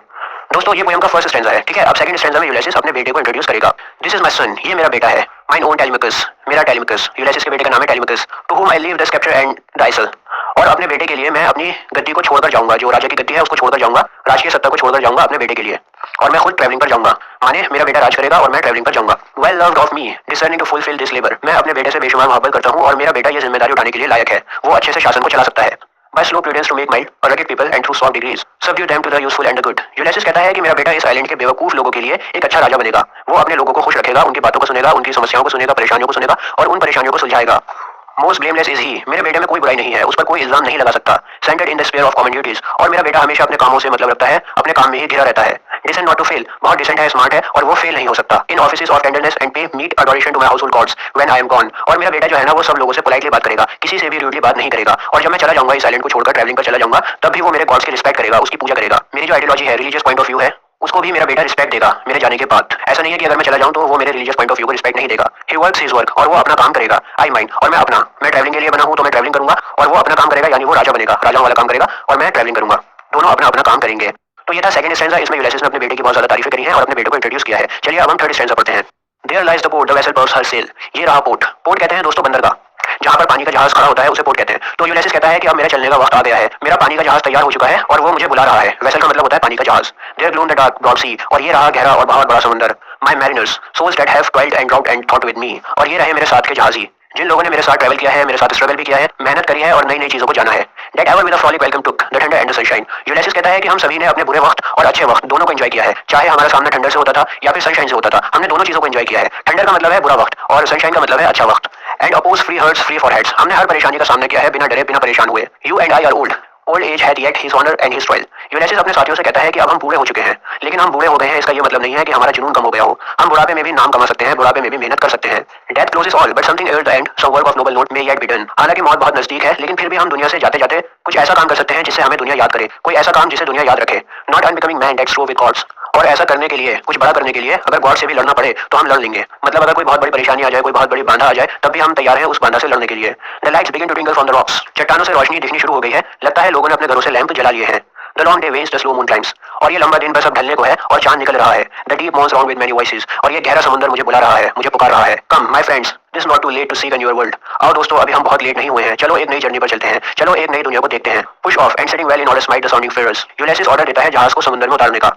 For my purpose holds to sail beyond the sunset and the bars of all the vessel stars until I die। Ulysses कहता है कि मेरा मकसद ये है कि मैं इस जहाज से जितना दूर जा सकता हूँ उतना दूर चला जाऊँ। मेरा जो कुछ भी जिंदगी बची है, जो कुछ भी वक्त बचा है, वो सब मैं ट्रैवलिंग में खत्म करना चाहता हूँ। जितने भी दिन बचे हैं वो सब मैं ट्रैवलिंग में लगा दूँ और जितनी दूर मैं जा सकता हूँ इस जिंदगी में उतनी दूर मैं चला जाऊँ। It may be that the gulfs will wash us down, it may be we shall touch the happy isles. हो सकता है कि हम इसी समुद्र में डूबकर मर जाएं, हो सकता है लहरें हमारे जहाज को डुबो दें, और ये भी हो सकता है कि हमें हमारी मंजिल मिल जाए, हम किसी आइलैंड पर पहुंच जाएं। तो हमारा जहाज डूब भी सकता है और हम किसी आइलैंड पर भी पहुंच सकते हैं, दोनों पॉसिबिलिटी है। And see the great Achilles whom he knew, और क्या पता हमें इस जर्नी में अखलीस मिल जाए। दोस्तों अखलीस यूलिसिस का साथी था, बहुत ताकतवर था, लेकिन अखलीस मर जाता है। तो यूलिसिस कहता है क्या पता हमें अखलीस मिल जाए। Though much is taken much abides and though we are not now that strength with in old days moved earth and heaven. Ulysses कहता है कि जब हम जवान थे तब हमारे अंदर बहुत से हीरोइक क्वालिटीज थी, तो वो हीरोइक क्वालिटीज कुछ हैं और कुछ नहीं है, कुछ बची हैं, कुछ गायब हो गई हैं। अब हमारे अंदर इतनी ताकत नहीं बची कि हम दुनिया को हिला देने वाले काम कर सके। जब हम जवान थे तो हम दुनिया को हिला दिया करते थे, लेकिन अब हमारे अंदर वो क्वालिटीज नहीं है कि हम दुनिया को हिला दें। दैट विच वी आर, लेकिन हम वही हैं जो दुनिया को हिला दिया करते थे। बूढ़े जरूर हुए हैं लेकिन हम वही हैं जो दुनिया को हिला दिया करते थे। One equal temper of heroic hearts made weak by time and fate. हालांकि हमारी बॉडी थोड़ी कमजोर हो गई है, वक्त ने हमें थोड़ा कमजोर कर दिया है, लेकिन हमारा जज्बा तो पहले जैसा ही है। But strong in will to strive to seek to find and not to yield. Body थोड़ी वीक हो गई है तो क्या, हमारी विल आज भी बहुत स्ट्रॉन्ग है। हम आज भी तैयार हैं मेहनत करने के लिए, कुछ पाने के लिए, कुछ नया ढूंढने के लिए, और हाँ, हम आज भी हार नहीं मानने वाले। तो दोस्तों ये बहुत ही लंबी पोएम है और इस पोएम को लिखा था टी.एस. एलियट ने। बहुत ही आसान लैंग्वेज में मैं आपको पूरी पोएम को समझाऊंगा। दोस्तों ये पोएम टी.एस. एलियट ने तब लिखी थी जब उनकी उम्र सिर्फ 22 साल थी। 22 ईयर्स की उम्र में उन्होंने ये पोएम लिखी थी और टी.एस. एलियट के पास उस टाइम इतना ज्यादा एक्सपीरियंस नहीं था। दोस्तों एक राइटर अपने एक्सपीरियंस से सीखता है, अपनी गलतियों से सीखता है। एक राइटर देखता है कि उसने क्या गलतियां करी हैं और फिर अपने अगले वर्क में उन गलतियों को सुधारने की कोशिश करता है। लेकिन टी.एस. एलियट ने जब ये पोएम लिखी थी तब उनके पास कोई भी एक्सपीरियंस नहीं था। दोस्तों यहाँ पर मैं आपको बता दूं कि टाइटल में जो सॉन्ग लिखा हुआ है, सॉन्ग से यहाँ पर मतलब है पोएम, ठीक है। पोएम को यहाँ पर सॉन्ग कहा गया है, हालांकि टाइटल में लिखा हुआ है लव सॉन्ग, लेकिन इस पोएम में लव जैसा कुछ नहीं है, प्यार मोहब्बत जरा भी नहीं है। अभी मैं आपको पोएम समझाऊंगा तो आपको पता लगेगा। चलिए मैं पोएम शुरू करता हूँ और आसान लैंग्वेज में समझाता हूँ। दोस्तों इस पोएम में बात हो रही है एक बूढ़े इंसान की जिसका नाम है जे एल्फ्रेड प्रूफ्रॉक। इसके जवानी के दिन निकल गए हैं और इसके बालों में भी, इसके सर पर भी गंजा बना रहा है, इसके बाल भी उड़ रहे हैं और इस बंदे के अंदर बिल्कुल भी कॉन्फिडेंस नहीं है, बहुत ही ज्यादा इनसिक्योर है और हर समय ये सोचता रहता है कि लोग उसके बारे में क्या सोच रहे हैं। जे एल्फ्रेड प्रूफ्रॉक एक नौजवान लड़की को प्रपोज करने के लिए जा रहा है, लेकिन उसके माइंड में चल रहा है कि उसकी बिलविड का क्या रिस्पॉन्स होगा, क्या उसकी बिलविड उसके प्रपोज को एक्सेप्ट करेगी या फिर रिजेक्ट कर देगी। जे एल्फ्रेड प्रूफ्रॉक अपनी खुद की बेइज्जती करता रहता है और इसमें जरा भी कॉन्फिडेंस नहीं है, बिल्कुल भी हिम्मत नहीं है। चलिए मैं लाइन बाय लाइन आपको समझाता हूँ। Let us go then you and I, चलो चलते हैं तुम और मैं।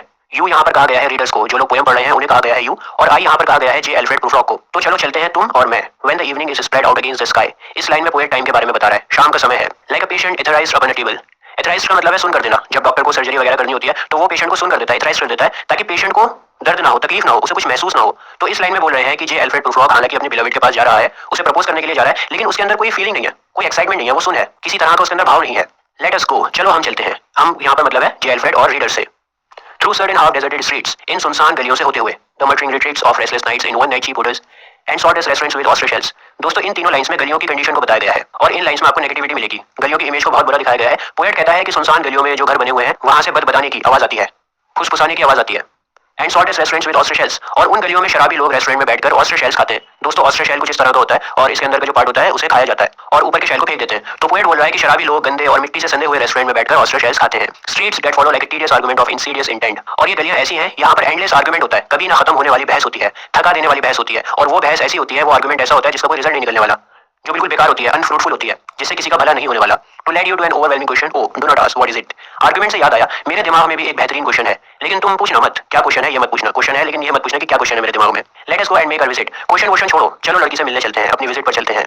दोस्तों पूरे स्टैंजा की समरी बता देता हूं मैं आपको। एल्फ्रेड प्रूफ्रॉक मिरर के सामने खड़ा है, अपने आप से बातें कर रहा है। आज उसे एक लड़की को प्रपोज करने जाना है, लेकिन वो बहुत ही ज्यादा इनसिक्योर है, उसके मन में कई सवाल हैं, लेकिन वो कहता है छोड़ो सवालों को और चलो चलते हैं, जो होगा देखा जाएगा। In the room the women come and go, talking of Michael Angelo. अब दोस्तों लास्ट स्टैंजा में प्रूफ्रॉक जिस विजिट की बात कर रहा होता है, आखिरकार वो अपनी विजिट पर पहुंच जाता है, जहां पर उसे पहुंचना होता है वहां पर पहुंच जाता है। उसे एक सोशल गैदरिंग में आना था जहां बहुत सारे लोग हैं, और उस सोशल गैदरिंग में एक रूम में प्रूफ्रॉक पहुंचता है, एक रूम में बैठा होता है और उस रूम में लड़कियां बातें कर रही हैं माइकल एंजेलो की। माइकल एंजेलो दोस्तों एक बहुत ही मशहूर पेंटर था। दोस्तों अब जो हम स्टैंजा पढ़ने जा रहे हैं, इस स्टैंजा में टीएस एलियट ने कैट सिंबल का यूज किया है। The yellow fog that rubs it's back upon the window panes, कोहरा अपनी पीठ को खिड़की से रगड़ रहा है। कोहरा यानी फॉग या फिर आप कह लो धुंध, मतलब इस लाइन में कहना चाह रहे हैं कि बाहर धुंध हो रही है, कोहरा हो रहा है। The yellow smoke that rubs it's मजल ऑन द विंडो पेन्स, और स्मोक जो है कोहरे के साथ स्मोक भी होता है। स्मोक में क्या होता है, मिट्टी मिल जाती है कोहरे के अंदर, कोहरे के अंदर जब मिट्टी मिलती है तो वो स्मोक बन जाता है। अगर कोई दिल्ली से मेरी वीडियो देख रहा है तो बहुत अच्छे से उसे पता होगा। तो जो स्मोक है वो अपनी मजल रगड़ रहा है खिड़की पर, मजल इस तरह का होता है। इन दोनों लाइन में बोल रहे हैं कि बाहर कोहरा है, धुंध है और धुआं है, स्मोक है, और यहाँ पर कैट सिंबल यूज किया है। लेकिन it's turn into the corners of the evening, और धुंध इतनी ज्यादा हो गई है, फॉग इतनी बढ़ गई है कि हर चीज फॉग से कवर हो गई है, फॉग ने हर चीज को चाट लिया है। दोस्तों एक बात मैं आपको यहाँ पर बता दूं, एल्फ्रेड प्रूफ्रॉक बड़ा ही इनसिक्योर और डरपोक इंसान है। उसमें इतना दम नहीं है कि वो अपनी महबूबा की आंखों में आंखें डालकर अपने प्यार का इजहार करते। इस वजह से वो इधर उधर की बातें कर रहा है और अपने आप को घुमा रहा है और चीजों को टाल रहा है, ठीक है।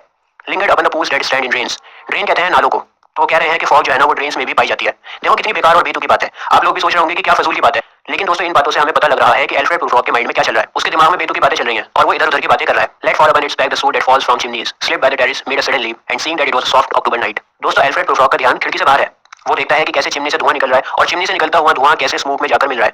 प्रूफ्रॉक को रियलाइज होता है कि वो अक्टूबर की एक रात है, मतलब टाइम बताने की कोशिश की गई है कि अक्टूबर का सर्द महीना था।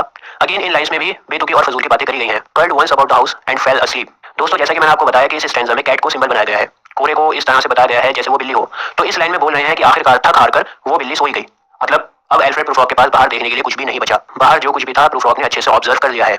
And indeed there will be time for the yellow smoke that slides along the streets, rubbing its back upon the window panes। दोस्तों ये दोनों लाइंस जो येलो कलर में है ये रिपीटेड है। प्रूफ्रॉक इतना ज्यादा कंफ्यूज है, इतना ज्यादा उलझा हुआ है, उसके माइंड में पता नहीं क्या क्या चल रहा है, उसको खुद को नहीं पता कि वो क्या बोल रहा है। There will be time to prepare a face to meet the faces that you meet।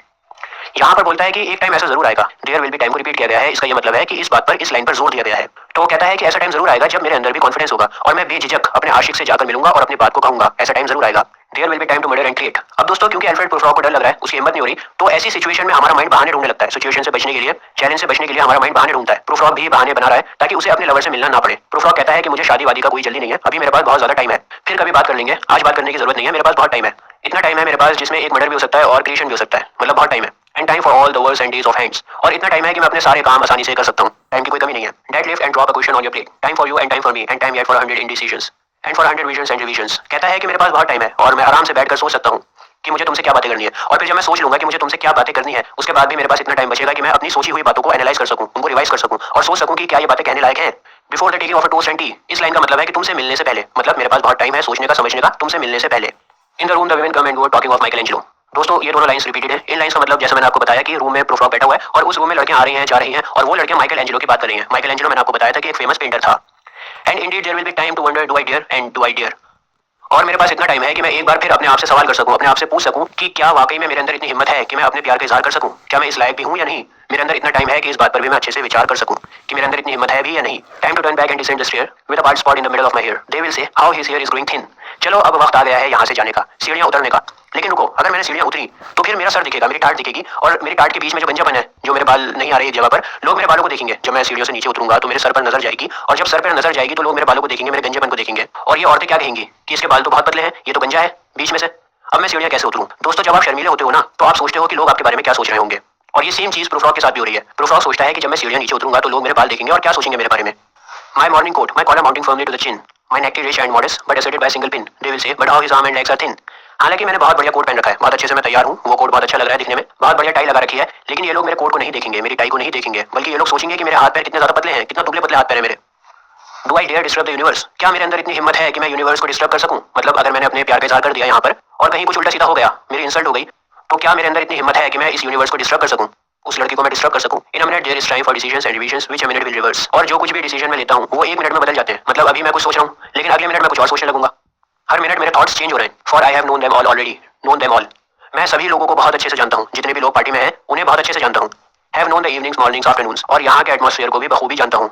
मतलब बोलना चाह रहा है कि मैं इस एरिया में आता जाता रहता हूँ, मेरा आना जाना इस एरिया में लगा रहता है। I have measured out my life with coffee spoons. इस लाइन का आसान लफ्जों में मतलब यह है कि मैंने इस एरिया में बहुत ज्यादा कॉफी पी है बैठकर, बहुत ज्यादा कॉफी पी है यहाँ के रेस्टोरेंट्स में। I know the voice is dying with the dying fall beneath the music from a father room। बगल वाले रूम में खूब पार्टी चल रही है, म्यूजिक तेज होता जा रहा है और क्योंकि म्यूजिक तेज हो रहा है तो फिर लोगों की आवाजें कम हो रही हैं, म्यूजिक ज्यादा सुनाई दे रहा है, लोगों की आवाजें आना बंद हो रही हैं। दोस्तों जो बंदा शर्मीला होता है ना, उसके लिए इस तरह की सिचुएशन में उसे घबराहट होने लगती है, उसके हाथ पैर फूलने लगते हैं। पार्टी, सोशल गैदरिंग, हंसी मजाक, नाचना गाना, म्यूजिक, इन सब चीजों से जो शर्मीला इंसान होता है वो बड़ा ऑकवर्ड फील करता है। तो प्रूफ रॉक भी यहाँ पर अनकंफर्टेबल होता जा रहा है। So how should I presume? तो मैं कैसे हिम्मत करूँ अपनी बात को कहने की? पता नहीं उसका क्या रिएक्शन होगा। And I have known the eyes already, known them all the eyes that fix you in a formulated phrase. Proof rock कहता है कि इस पार्टी में जितनी भी आंखें हैं उन सभी को मैं अच्छे से जानता हूँ, मतलब सभी लोगों को वो अच्छे से जानता है। और अगर प्रूफ रॉक ने अपने प्यार का इजहार कर दिया तो फिर सभी लोग उसे घूरना शुरू कर देंगे और जब सब लोग प्रूफ रॉक को घूरेंगे, उसे ध्यान से देखेंगे, तो फिर प्रूफ रॉक इस सिचुएशन का कैसे सामना करेगा? जब प्रूफ रॉक अपने प्यार का इजहार करेगा और सभी लोग उसे देखने लगेंगे तो फिर प्रूफ रॉक क्या करेगा? ये ख्यालात उसके माइंड में चल रहे हैं। And when I formulated sprawling on a pin, when I M pinned and wriggling on the wall. दोस्तों साइंटिस्ट जब किसी इंसेक्ट पर रिसर्च करते हैं, किसी कीड़े पर रिसर्च करते हैं, तो फिर उस कीड़े को पिन कर देते हैं, उसे एक जगह पर पिन कर देते हैं, उसके बाद उस पर रिसर्च होती है। तो यहाँ पर भी बोल रहा है कि ये लोग मुझे पिन कर देंगे, जैसे साइंटिस्ट इंसेक्ट को पिन कर देता है उसी तरह ये लोग मुझे पिन कर देंगे, मुझे घूरना शुरू कर देंगे, मुझे ऑब्जर्व करेंगे। ठीक है, तो इसके दिमाग में ये सब चल रहा है कि लोग क्या कहेंगे, लोगों का क्या रिएक्शन होगा। Then how should I begin? तो ऐसे माहौल में मैं कैसे शुरुआत करूं, कैसे कहूं कि मैं उससे प्यार करता हूं? To speed out all the burdens of my days and ways. Prufrock कहता है कि मेरी जिंदगी एक सिगरेट की तरह है और इस सिगरेट को पूरी तरह से फूंक दिया गया है, पूरी तरह से उसको पी लिया गया है। सिर्फ ऑरेंज वाला पार्ट बचा है, जिस पार्ट को कोई पीता नहीं उसे फेंक दिया जाता है, जो लास्ट का पार्ट बचता है सिर्फ वो बचा है। मतलब बताना चाह रहा है कि अब उसके दिन निकल गया, उसका वक्त निकल गया, जवानी के दिन ढल गए। And how should I presume? तो इस हालत में मैं कैसे अपनी बात को कहूं? And I have known the arms already, known them all, arms that are braceleted and white and pair.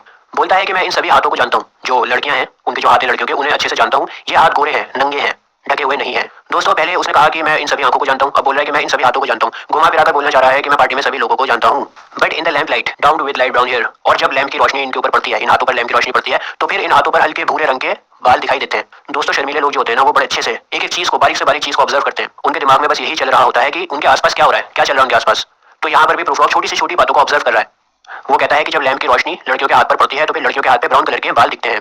Is it perfume from a dress that makes me so digress? दोस्तों प्रूफ रॉक इधर उधर की बातें कर रहा है, मुद्दे की बात नहीं कर रहा, जो असल बात है वो नहीं कर रहा। उसे अपने बिलवेड को प्रपोज करना है, लेकिन प्रपोज करने के बारे में वो कोई भी बात नहीं कर रहा, उल्टी सीधी बातें हो रही हैं। और ये बात प्रूफ रॉक भी जानता है, उसे भी पता है कि वो क्या सोच रहा है अपने माइंड में। प्रूफ रॉक को पता है कि वो फजूल की बातें कर रहा है। तो प्रूफ रॉक बोलता है कि कहीं ये परफ्यूम तो नहीं मुझे बहका रहा, कहीं मैं इस परफ्यूम की वजह से तो बहकी बहकी बातें नहीं कर रहा। दोस्तों हालांकि मैं कोशिश करता हूँ कि एक ही वीडियो में पूरे वर्क को एक्सप्लेन कर दिया जाए, लेकिन ये पोएम कुछ ज्यादा ही बड़ी है, मेरा मुंह भी दुख गया बोलते बोलते, इसलिए मैं बची हुई पोएम को सेकंड पार्ट में बनाऊंगा और सेकंड पार्ट में मैं पोएम को कंटिन्यू करते हैं। Arms that lie along a table or wrap about a shawl. And should I then presume and how should I begin? Arms का मतलब यहाँ पर है लेडीज से, औरतों से। तो बोलता है कि औरतों ने अपने हाथों को टेबल पर रख रखा है और जिस्म को शॉल से ढक रखा है। क्या ये सही मौका है अपने प्यार का इजहार करने का? क्या मुझे जाना चाहिए? और अगर मैं चाहूँ, अगर मैं अपने प्यार का इजहार करने के लिए चाहूँ तो फिर मुझे किस तरह से शुरुआत करनी चाहिए? मुझे शुरुआत में क्या कहना चाहिए? Shall I say I have gone at dusk through narrow streets and watched the smoke that rises from the pipes of lonely men in shirt sleeves leaning out of windows? क्या मुझे उसके पास जाकर ये कहना चाहिए कि मैं कैसे इन छोटी तंग गलियों से होता हुआ आया हूँ? मैंने कुछ आदमियों को देखा है जो सिगार पी रहे थे, उनकी शर्ट बाहर आ रही थी और वो लोग लोनली थे, अपनी खिड़कियों से झांक रहे थे। क्या मुझे ऐसी बातें करनी चाहिए? जो कुछ भी मेरे साथ रास्ते में बीता है, जो कुछ भी मैंने रास्ते में देखा है, क्या मुझे उसको ये बताना चाहिए जाकर? क्या मुझे इस तरह से शुरुआत करनी चाहिए अपनी बात की? I should have been a pair of ragged claws skirting across the floors of silent seas. यहाँ पर प्रूफ रॉक अपने आप को एक केकड़े से कंपेयर कर रहा है, केकड़ा यानी क्रैब। बोलता है कि जिस तरह से केकड़े के पास दो पंजे होते हैं, केकड़ा अपने आप को इन दोनों पंजों से प्रोटेक्ट करता है, अपनी हिफाजत करता है, उसी तरह मेरे पास भी दो पंजे होने चाहिए। जिस तरह केकड़े के पास हिफाजत के लिए दो पंजे होते हैं, उसी तरह मेरे पास भी दो पंजे होने चाहिए थे अपने आप को प्रोटेक्ट करने के लिए। And the afternoon the evening sleep so peacefully smooth by long fingers asleep tired or it maligners। दोस्तों यहाँ पर फिर से कैट को एज अ सिंबल यूज किया गया है। पोएट कहता है कि बिल्ली बहुत थक गई थी, उसने दोपहर और शाम सोकर गुजारी है। उस बिल्ली को सुलाया गया है, वो बिल्ली थक गई थी और उस बिल्ली को सहला चलाकर सुलाया गया है। आगे लिखा है मेलिंगर्स, इसका मतलब है जानबूझकर बीमारी का बहाना बनाना और काम पर ना जाना, कोई काम ना करना बीमारी का बहाना बनाकर। तो बोलता है कि या तो वो बिल्ली थक गई थी इस वजह से सो गई, या फिर उस बिल्ली ने बीमारी का बहाना बनाया, थकने का बहाना बनाया और बहाना बनाकर सो गई। Stretched on the floor here beside you and me, और हम लोगों के बगल में आकर वो बिल्ली सो गई। दोस्तों यहाँ पर यू का मतलब है हम लोग, जो रीडर्स हैं जो पोएम को पढ़ रहे हैं उनके लिए यूज हुआ है यू, और प्रोफ्लॉग है यहाँ पर मी। तो मेरे और तुम्हारे बीच में वो बिल्ली आकर सो गई। Should I after tea and cakes and ices have the strength to force the moment to its crisis. अब देखो घुमा फिराने की बातें इतनी देर से ये कर रहा है, अब क्या बोलता है? बोलता है कि क्या मुझे चाय वाय पीकर केक वगैरह खाकर बात करनी चाहिए? क्या पता कुछ रिफ्रेशमेंट्स लेने के बाद मेरा मूड बदल जाए, मेरे अंदर हिम्मत आ जाए, मेरे अंदर ताकत आ जाए इस मुसीबत को झेलने की। रिफ्रेशमेंट्स लेकर मेरा क्या पता मूड बदल जाए। But though I have wept and fasted, wept and prayed, हालांकि मैं इस लड़की के लिए बहुत रोया हूँ, बहुत मन्नतें मांगी हैं और भूखा भी रहा हूँ। दो I have seen my head grown slightly bald brought in upon a platter, I am no prophet and here is no great matter। दोस्तों क्रिश्चियनिटी में एक प्रॉफिट थे जिनका नाम था जॉन द बैप्टिस्ट, और इनका सर काटकर प्लेट में सर्व किया गया था। राजा ने इनका जॉन द बैप्टिस्ट का सर कटवा दिया था और प्लेट में सर्व करवाया था। तो यहाँ पर प्रूफ्रॉक अपने आप को जॉन द बैप्टिस्ट से कंपेयर कर रहा है और बोलता है कि मैं कोई प्रॉफिट नहीं हूँ, ना ही मैंने कोई बड़ा काम किया है। I have seen the moment of the greatness flicker and I have seen the eternal footman hold my coat and snicker and in short I was afraid. दोस्तों इटर्नल फूडमैन का मतलब यहाँ पर मौत से है। फूडमैन जैसा कि आपको पता है कि नौकर को कहते हैं, जो आपका काम करता है, आपके कोट को पकड़ता है, छोटा मोटा काम करता है, आपके पीछे पीछे चलता है, आपको फॉलो करता है, उसको कहते हैं नौकर, फूडमैन। और इटर्नल का मतलब है अंदरूनी। तो अंदरूनी नौकर कौन हुआ? अंदरूनी आपको कौन फॉलो करता है? अंदरूनी आपको फॉलो करती है मौत। तो आपके जिस्म के अंदर आपको कौन फॉलो करता है? आपकी मौत फॉलो करती है। तो यहाँ पर पहली बार प्रूफ्रॉक एक्सेप्ट कर रहा है कि हाँ मुझे डर लग रहा है। आई वॉज एफ्रेड, मैं डर गया था। And would it have been worth it after all? After the cups, the marmalade, the tea, among the parkland, among some talk of you and me, would it have been worthwhile to have bitten off the matter with a smile, to have squeezed the universe into a ball, to roll it towards some overwhelming cushion? In lines में बोलता है कि अपनी beloved को propose करना एक बहुत बड़ा चैलेंज है। कितना अच्छा होता कि मैं तुमसे बैठकर बात कर सकता, तुमसे अपने दिल की बात कर सकता, लेकिन ये बहुत ही मुश्किल काम है। और वो काम इतना मुश्किल है जैसे मानो पूरे यूनिवर्स को दबाकर बॉल जितना छोटा कर देना। जितना मुश्किल पूरे यूनिवर्स को दबाकर छोटा करना है, बॉल जितना बनाना है पूरे यूनिवर्स को, उतना ही मुश्किल है तुमसे बात करना, तुम्हें प्रपोज करना भी इतना ही मुश्किल है। To say I am Lazarus come from the dead. दोस्तों लेज़रस क्रिश्चियनिटी में एक बहुत ही गुनाहगार इंसान था। अपने गुनाह की वजह से लेज़रस को जहन्नुम में डाल दिया गया था। लेकिन फिर लेज़रस ने खुदा से कहा कि जहन्नुम में तो मुझे बहुत तकलीफ हो रही है, खुदा आप मुझे अपने भाइयों के पास वापस जाने दो ताकि मैं अपने भाइयों को बता सकूं कि जो गुनाह तुम कर रहे हो ना उसकी सजा जहन्नुम है। तो फिर खुदा लेज़रस को इजाजत दे देते हैं वापस जाने की, और लेज़रस दोबारा से जिंदा होकर जाता है।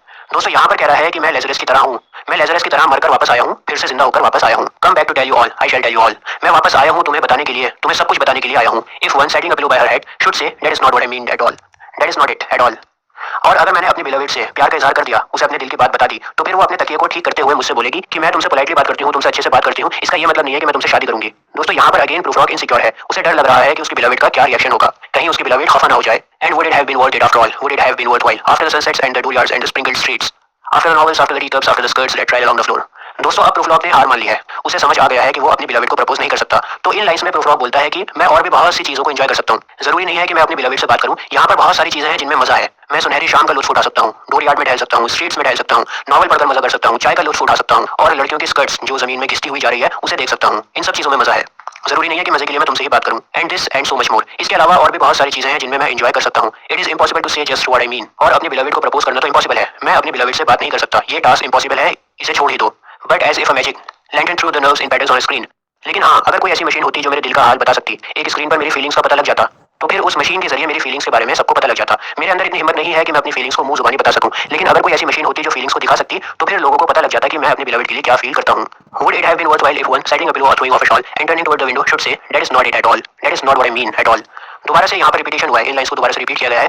बोलता है कि अगर मेरी फीलिंग्स बाहर आ जाती, मेरी बिलवेड को पता लग जाता कि मैं उसके बारे में क्या सोचता हूँ, अगर मशीन मेरी फीलिंग्स को दिखा देती, तो फिर मेरी बिलवेड अपने तकिए को ठीक करते हुए कहती, अपनी शॉल को हटा के तकिए को ठीक करती, खिड़की की तरफ रुक कर मुझसे कहती कि मैं तुमसे पोलाइटली बात करती हूँ, इसका ये मतलब नहीं है कि तुम मुझसे शादी करोगे। अगेन प्रूफ्रॉक के अंदर बिल्कुल भी कॉन्फिडेंस नहीं है, और वो सोचता है कि अगर उसने अपने प्यार का इजहार किया तो फिर उसकी बिलवेड उसे रिजेक्ट कर देगी, उसका रिश्ता खत्म हो जाएगा। No, I am not Prince Hamlet nor was meant to be. दोस्तों हैमलेट जैसा आप लोगों को पता होगा कि शेक्सपियर का एक बहुत ही फेमस कैरेक्टर था, तो बोलता है कि मैं कोई राजकुमार हैमलेट नहीं हूँ, और ना ही मैं इस लायक हूँ कि मुझे इतना बड़ा ओहदा मिले। I am an attendant lord, one that will do to swell a progress, start a scene or two. मैं हैमलेट जितना बड़ा महान नहीं हूँ, कोई राजकुमार नहीं हूँ, लेकिन हैमलेट का जो अटेंडेंट था उसकी तरह हूँ, और जो अटेंडेंट हैमलेट प्ले की शुरुआत में या शुरू के पहले या दूसरे सीन में आ गया था, जो अटेंडेंट ड्रामा की स्टार्टिंग में इंट्रोड्यूस हो गया था उसकी तरह हूँ। राजकुमार नहीं हूँ, अटेंडेंट की तरह हूँ जो प्ले की स्टार्टिंग में इंट्रोड्यूस हो गया था। एडवाइस द प्रिंस, राजकुमार को एडवाइस देने के लिए मैं वो अटेंडेंट हूँ जो हैमलेट प्ले की शुरुआत में ही आ जाता है प्रिंस हैमलेट को एडवाइस देने के लिए। No doubt an easy tool, इसमें कोई दो राय नहीं है कि मैं भी एक ईजी टूल की तरह हूँ जिसे समाज इस्तेमाल कर सके, जो सबके काम आ सके। Definition, glad to be of use, और मुझे इस बात की खुशी होती है जब कोई मुझे इस्तेमाल करता है, मुझसे कोई काम लेता है, तो इस बात की मुझे खुशी होती है। पॉलिटिक, कॉशियस एंड मेटिकुलस, मैं होशियार भी हूँ, सतर्क भी हूँ और डरपोक भी हूँ। फुल ऑफ हाई सेंटेंस, बड़ी बड़ी बातें बोलने वाला भी हूँ, बड़ा बिट ऑब्स्टियस और थोड़ा सा मंद बुद्धि भी हूँ। At times indeed almost ridiculous, almost at times the fool. और कई बार तो मैं बिल्कुल रिडिकुलस हो जाता हूँ, लोग मेरा मजाक उड़ाते हैं, और कई बार मैं बिल्कुल बेवकूफों की तरह से बिहेव करता हूँ। I grow old, I grow old. मैं बूढ़ा हो रहा हूँ, मैं बूढ़ा हो रहा हूँ। I shall wear the buttons of my trousers rolled. Shall I part my hair behind? Do I dare to eat a peach? I shall wear white flannel trousers and walk up on the beach. मुझे अपने trouser को मोड़ लेना चाहिए, अपने trouser को नीचे से फोल्ड कर लेना चाहिए, ताकि मेरी उम्र थोड़ी कम लगे, मैं थोड़ा फैशनेबल लगूं, थोड़ा जवान लगूं। और क्या मुझे अपने बालों को पीछे की तरफ कंघी करना चाहिए, अपने बाल क्या मुझे पीछे करने चाहिए, ताकि मेरा गंजापन छुप सके। और क्या मैं कोई पीच खा सकता हूँ, और जवान दिखने के लिए और ज्यादा फैशनेबल दिखने के लिए मैं सफेद रंग का ट्राउजर पहनूंगा और बीच पर टहलूंगा। I have heard the mermaids singing each beach. I do not think that they will sing to me. बीच में जल परियां होती हैं जो गाना गाती हैं। तो अगर मैं बीच पर जाता हूँ टहलने के लिए सफेद रंग का ट्राउजर पहनकर, बाल बनाकर, तो मुझे नहीं लगता कि वो जल परियां मेरे लिए कोई गाना गाएंगी। I have seen them riding seaward on the waves, combing the white hair of the waves blown black. और मैं जल परियों को देख चुका हूँ। जल परियां समुद्र की लहरों में मौज करती हैं, और समुद्र के ऊपर जो व्हाइट कलर के झाग होते हैं, जो व्हाइट कलर की एक लेयर होती है, उन्हें डिस्टर्ब करती हैं। When the wind blows the water white and black. समुद्र का पानी समुद्र के झाग को इधर उधर करता है, समुद्र के झाग को डिस्टर्ब करता है, जिसकी वजह से समुद्र काला और सफेद हो जाता है, क्योंकि सफेद झाग होते हैं समुद्र के और पानी काला दिखता है। तो जो झाग इधर उधर होते हैं उसकी वजह से समुद्र काला और सफेद होता है। We have lingered in the chambers of the sea by seagulls wreathed with seaweed red and brown. प्रूफ्रॉग उन जल परियों के साथ समुद्र के बीच में है, समुद्र के बीचों बीच है, समुद्र के बीच में मौज कर रहा है जल परियों के साथ, और जल परियां प्रूफ्रॉग को माला पहनाती हैं। Till human voices wake us and we drown. और वो सपना टूट जाता है जब कुछ लोगों की आवाजें आती हैं और प्रूफ्रॉग जाग जाता है। प्रूफ्रॉग का सपना टूट जाता है, जिसका मतलब यह है कि प्रूफ्रॉग सपने में था और रियलिटी को फेस करना उसके बस की बात नहीं थी। दोस्तों, मुझे तो ये पोयम समझाना चाहते हैं कि इस भागदौड़ की दुनिया में शांति से हमें कुछ देर रुकना चाहिए और सोचना चाहिए कि जो हम कर रहे हैं वो सही कर रहे हैं या नहीं। हमें अपने आप को एनालाइज करना चाहिए और सुख शांति के साथ जीवन को जीना चाहिए। आपस में भाईचारा होना चाहिए, तालमेल होना चाहिए। ये नहीं कि हम एक दूसरे से लड़ रहे हैं, झगड़ रहे हैं। शांति नाम की कोई चीज नहीं है। हमें एक दूसरे को समझना पड़ेगा, हमें अपने पार्टनर को समझना पड़ेगा, हमें अपने पेरेंट्स को समझना पड़ेगा। एक म्यूचुअल अंडरस्टैंडिंग क्रिएट करनी पड़ेगी जिससे हमें एक दूसरे के बारे में समझ में आए। बच्चों को माँ बाप को समझना पड़ेगा, माँ बाप को बच्चों को समझना पड़ेगा। तो चलो शुरू करते हैं इस पोएम को और देखते हैं कि हमारे पोएट साहब क्या कह रहे हैं। वो कहते हैं कि मैं बार गिनता हूँ और फिर हम लोग शांत हो जाएंगे। हम लोग कुछ भी नहीं करेंगे, या तो अपना हाथ हिलाएंगे और नहीं कुछ भी। मतलब तुम जो भी काम कर रहे हो ना, पोएट के बार गिनने के बाद सब चीज छोड़ के एकदम शांत हो जाओ। कुछ पल के लिए इस धरती पर सब कुछ रुक जाएगा। ना हम अपनी भाषाओं में बात करेंगे और ना ही काम करेंगे, एकदम शांति होगी। आर्म्स का यहाँ पर दो मतलब हो सकता है। पहला हमारा हाथ, पोएट हमें कह रहे हैं कि अपना हाथ कुछ भी हम नहीं लेंगे, और दूसरा वेपन जो गन बंदूक ये सब है ना, ये सब भी हम नहीं चलाएंगे। हम जो एक दूसरे को मारने काटने पे तुले हुए हैं, एक कंट्री दूसरे कंट्री को हड़पने में तुली हुई है, ये सब छोड़ देंगे अगर कुछ सेकंड के लिए, तो कितना अच्छा रहेगा। ये नहीं बहुत ही अद्भुत नजारा होगा। ना तो हम लोग भाग दौड़ रहे होंगे, ना मशीनें चल रही होगी, एकदम शांति होगी। हम सब एक साथ साथ होंगे। ये जो अचानक साइलेंट क्रिएट होगा ना, ये हमें थोड़ा सा अजीब लग सकता है, लेकिन हम लोग एक साथ होंगे। एक साथ मतलब एक जैसे होंगे। ना मैं कुछ बोल रहा हूँ और ना तुम कुछ बोल रहे होगे, ना मैं कुछ कर रहा हूँ और ना तुम कुछ कर रहे होगे। हम दोनों एक जैसे हो जाएंगे। और सिर्फ हम दोनों ही नहीं, इस धरती पर जितने लोग हैं वो सब एक जैसे हो जाएंगे। ना मैं तुम्हें तंग करूंगा, ना तुम मुझे तंग करोगे। एक कंट्री दूसरे कंट्री के साथ लड़ाई नहीं, शोर शराबा नहीं होगा, खून खराबा नहीं होगा। हम एक दूसरे को समझेंगे, जानेंगे, अपने आप को जानेंगे। इस चीज को पोएट हमें एक एग्जांपल समझाने की कोशिश करते हैं। वो कहते हैं जो मछुआरे हैं वो वेल्स को नहीं मारेंगे, मछलियों को नहीं मारेंगे। जो लोग समुद्र से नमक निकालते हैं वो लोग भी रुक जाएंगे और अपने आप को देखेंगे कि कैसे काम करके उनके हाथ में छाले पड़ गए हैं। हम लोग काम के पीछे इतने पागल हो गए हैं कि अपने आप को टाइम नहीं दे रहे हैं, अपने आप को समझ नहीं पा रहे हैं। हम इसमें इतने अंधे हो गए हैं कि हम ये नहीं समझ पा रहे हैं कि हम सही कर रहे हैं या गलत कर रहे हैं।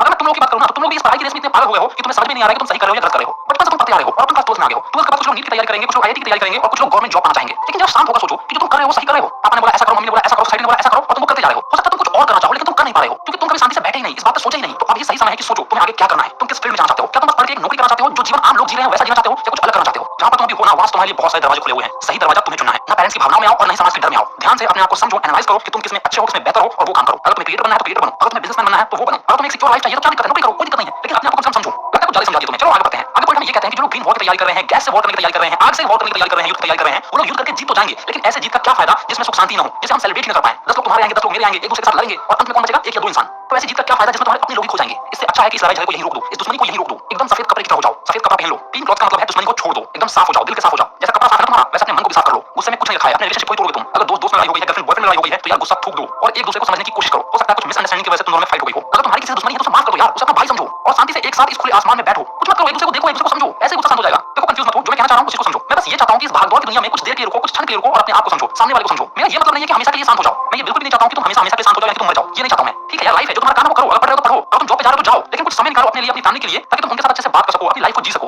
अपने आप को समझ सको कि जो तुम कर रहे हो सही कर रहे हो। जरूरी नहीं है कि जो सबने किया वही तुम करोगे, तुम कुछ अलग भी कर सकते हो। तुम लोगों ने एक ग्रेट मिस्टेक कर लिया कि मुझे ये करना है, उसी के पीछे लगे हुए हो। लेकिन कम से कम ये तो सोचो यार कि तुम कर रहे हो सही भी है या नहीं है। तुमने बस ये ठान लिया कि पापा ने कह दिया डॉक्टर बनेंगे तो बनेंगे। अरे पहले ये तो देखो कि हाँ तुम डॉक्टर बनने लायक हो भी या नहीं, तुम्हारा इंटरेस्ट भी है उसमें या नहीं। तुम कहते हो कि मेरे बारे में मुझसे ज्यादा और कोई नहीं समझ सकता है। झूठ है यार ये सारी बातें। अगर तुम्हें अभी मैं कह दूं ना कि अपने बारे में लिखो तो एक पैराग्राफ भी लिख पाओगे, लेकिन जब तुम शांति से बैठोगे, अपने आप को समझोगे, तब जाकर तुम अपने आप को समझ पाओगे और शायद कुछ लिख पाओ। तुम लोगों ने ना बस गोल्स बना लिए हैं कि मरने से पहले मुझे ये अचीव करना है, ये करना है, और उसी के पीछे लगे हुए हो। मरने से पहले मुझे घर बनाना है, शादी करनी है, बच्चों को संभालना है, माँ बाप को संभालना है। तुम्हें कौन संभालेगा? हो सकता है यार मैं तुम्हें ना सिखा पाऊं, लेकिन ये धरती तुम्हें सिखा देगी। तुम लोग जानते हो यार, जो अर्थ है ना हमारा वो घूमता है। पहले दिन होता है, फिर रात होता है। जैसे दिन में चहल पहल होती है और फिर रात में शांति होती है, वैसे ही तुम लोग भी काम करो। मैं ये नहीं बोल रहा हूं काम मत करो, लेकिन कुछ देर के लिए शांत हो जाओ और अपने बारे में सोचो, अपने आप को रेस्ट दो। अपने अंदर की जो गर्मी है ना उसे थोड़ा ठंडा करो। जैसे धरती करती है, दिन भर तो गर्म होती है लेकिन रात में वो ठंडा होती है। हो सकता है कि तुम कोई काम कर रहे होगे लेकिन उसमें तुम बार-बार फेल हो रहे होगे। तो यार मेरा कहना मानो और एक बार शांति से देखो कि तुम क्या गलती कर रहे हो। सकता है तुम कुछ ऐसा कर रहे होगे जिसकी वजह से तुम बार-बार फेल हो रहे होगे। जब तुम ऐसा करोगे ना तो तुम्हें पक्का कोई ना कोई गलती मिलेगी और उस गलती को सुधारने के बाद तुम फिर से जीवन को जीने लगोगे, यानी कि जीत जाओगे। कोई पेड़ होता है ना वो गर्मी में सूख जाता है, लेकिन जैसे ही बरसात आती है, मॉनसून का टाइम आता है, वो पेड़ फिर से जीवित होता है। अगर तुम लोग भी थक गए हो, हार गए हो, तो अपने आप को एक पोज दो, सोचो, और फिर तुम्हारे भी जीवन में मॉनसून आएगा और तुम फिर से खिलखिला उठोगे, तुम जीत जाओगे। चलो तो मैं बाहर तक गिनता हूं और तुम लोग एकदम शांत हो जाना और मैं यहां से चला जाऊंगा।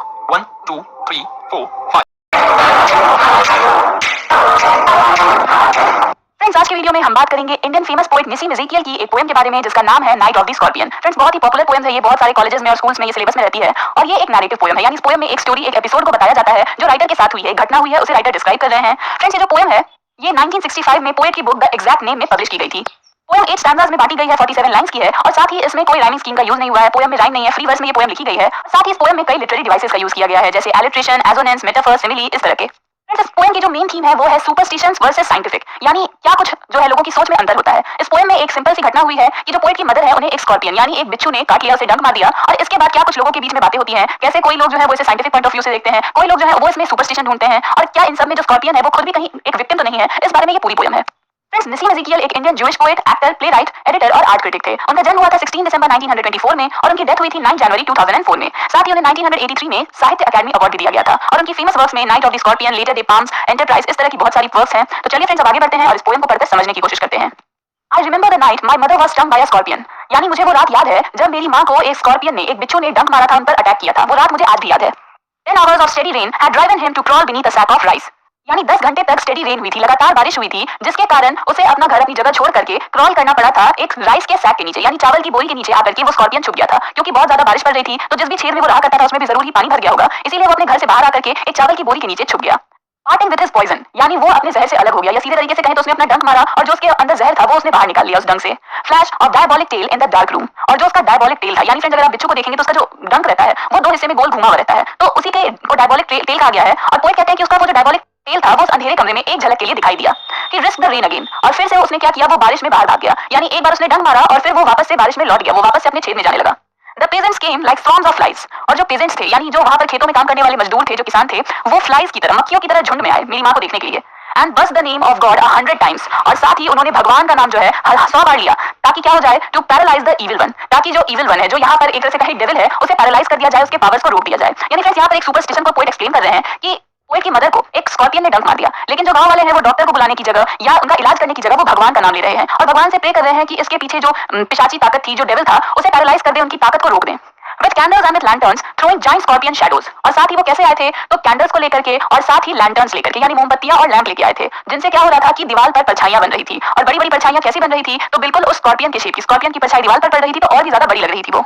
On the mud baked walls, they searched for him, और वो परछाइयां जो थी वो मड बेक्ड वॉल्स पर पड़ रही थी, यानी फ्रेंड्स जो झोपड़ियां होती हैं, मिट्टी की झोपड़ियां बनाई जाती हैं, तो उनकी दीवारें भी क्या होती है, मड की होती है, मिट्टी की होती हैं, उस पर वो परछाइयां पड़ रही थी और सभी लोग उस स्कॉर्पियन को ढूंढ रहे थे। He was not found, लेकिन उसे नहीं ढूंढा जा सका, वो कहाँ छुप गया, कहाँ भाग गया, किसी को पता नहीं चला। They clicked their tongues, यानी उन्होंने अपनी जीभों को खटखटाया, एक तरह से कहें तो जीभ से एक साउंड निकाला ताकि उनकी साउंड को सुनकर के स्कॉर्पियन बाहर आ जाए। With every movement that the scorpion made, his poison moved, और अब जो पोएट है वो कह रहे हैं कि हर एक मूवमेंट जो ये स्कॉर्पियन लेता है, जितना स्कॉर्पियन आगे बढ़ रहा है, उससे क्या हो रहा है, उसका जहर जो है वो भी आगे बढ़ रहा है। लेकिन कहाँ पर, इन मदर्स ब्लड दे सेड, मेरी माँ के खून में। उन्होंने कहा, किन्होंने कहा, तो उन पीजेंट्स ने कहा, यानी जो पीजेंट्स आए हैं पोएट की मदर को देखने के लिए, वो कह रहे हैं कि जितना भाग दौड़ वो स्कॉर्पियन करेगा, जितना वो हिलेगा डुलेगा, उतनी ही तेजी से तुम्हारी माँ के खून में उसका जहर फैलेगा, इसलिए उसे चलने से, उसे आगे बढ़ने से रोकना होगा। May he sit still, they said, यानी वो उन्होंने कहा कि काश वो जो स्कॉर्पियन है वो एक ही जगह पर चुपचाप बैठा रहे, हिले नहीं, क्योंकि तब जो जहर है वो भी जल्दी नहीं फैलेगा। May the sins of your previous birth be burned away tonight, they said, और साथ ही उन गाँव वालों ने क्या कहा कि पिछले जन्म में, अपने प्रीवियस बर्थ में तुमने जो भी पाप किए हैं, जो भी सिंस किए हैं, वो आज रात जलकर खत्म हो जाएं। ये जो पॉइजन तुम्हारे खून में बह रहा है, उसमें क्या हो, तुम्हारे पिछले जन्म के पाप जलकर खत्म हो जाएं। May your suffering decrease the misfortunes of your next birth, they said, और अब उन्होंने कहा कि जो सफरिंग तुम अभी झेल रही हो, जो दर्द हो रहा है तुम्हें उस स्कॉर्पियन के डंक की वजह से, उसके कारण क्या हो, अगले जन्म में तुम्हें कम कठिनाइयां झेलनी पड़े, यानी इस जन्म में चूंकि तुम्हें अभी बहुत कठिनाई हो रही है, तो जरूर ही अगले जन्म में तुम्हें कम कठिनाई मिलेगी। इस तरह के सुपरस्टिशंस यहाँ पर लगाए जा रहे हैं। कोई भी उस घाव का, उस जहर का इलाज नहीं ढूंढ रहा है, बल्कि बैठ करके भगवान से प्रे कर रहा है और ये सोच रहा है कि किस तरह से जो उनकी मदर है उसकी तकलीफों को कम गिना जाए। May the sum of all evil balance in this unreal world, और फिर कहते हैं कि भगवान करे कि अभी जितनी भी बुरी चीजें हो रही हैं, जितनी भी इविल है, उन सब का जोड़ जो है वो बैलेंस कर दे। क्या बैलेंस कर दे, against the sum of good, जो भी अच्छाई तुमने की है उसे बैलेंस कर दे, यानी जितनी बुराई हुई है, जितनी अच्छाई हुई है, दोनों मिलकर एक बैलेंस क्रिएट कर दे, ताकि तुम्हें ज्यादा कुछ भी ना मिले। Become diminished by your pain, और जो क्या हो, तुम्हारे दर्द के कारण कम हो जाए, यानी जितनी भी परेशानियां तुम्हें झेलनी है वो तुम्हारे इस दर्द के कारण कम हो जाए। तुमने तो अभी परेशानी झेल ली, आगे तुम्हें और परेशानियां नहीं मिलनी चाहिए। May the poison purify your flesh of desire, यानी भगवान करे कि ये जो जहर है ये तुम्हारे फ्लैश में, तुम्हारे मांसपेशियों में जो डिजायर का पॉइजन है उसे प्योरीफाई कर दे, यानी तुम्हारे अंदर एक तरह की जो भी फीलिंग्स हैं, ग्रीड की, लस्ट की, उन्हें दूर कर दे। And your spirit of ambition, और जो तुम्हारी आत्मा है उसमें एम्बिशन भर दे और उससे भी तुम्हें फ्री कर दे, यानी एक तरह से कहें तो इस स्कॉर्पियन के जहर का कुछ और ही मतलब निकाला जा रहा है।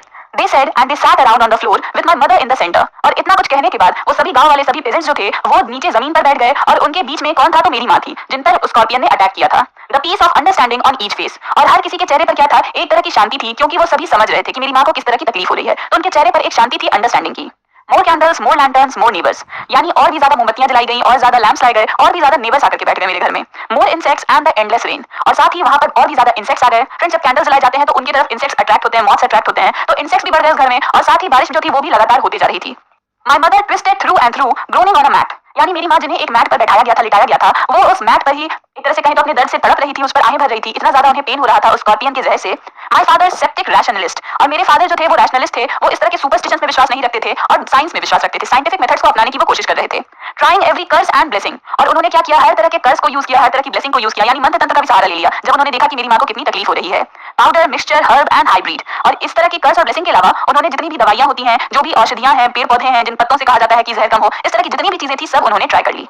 He even poured a little paraffin upon the bitten toe and put a match to it, और साथ ही उन्होंने क्या किया, तो थोड़ा सा पैराफिन ऑयल या जिसे हम केरोसिन ऑयल भी एक तरह से कह सकते हैं, वो मेरी माँ के उस अंगूठे पर डाला, पैर के अंगूठे पर, जिस पर स्कॉर्पियन ने डंक मारा था, और उस पर एक मैच लगा दिया, यानी आग जला करके लगा दिया, ये सोचकर कि जो फायर है वो उस स्कॉर्पियन के जहर को बर्न कर देगा।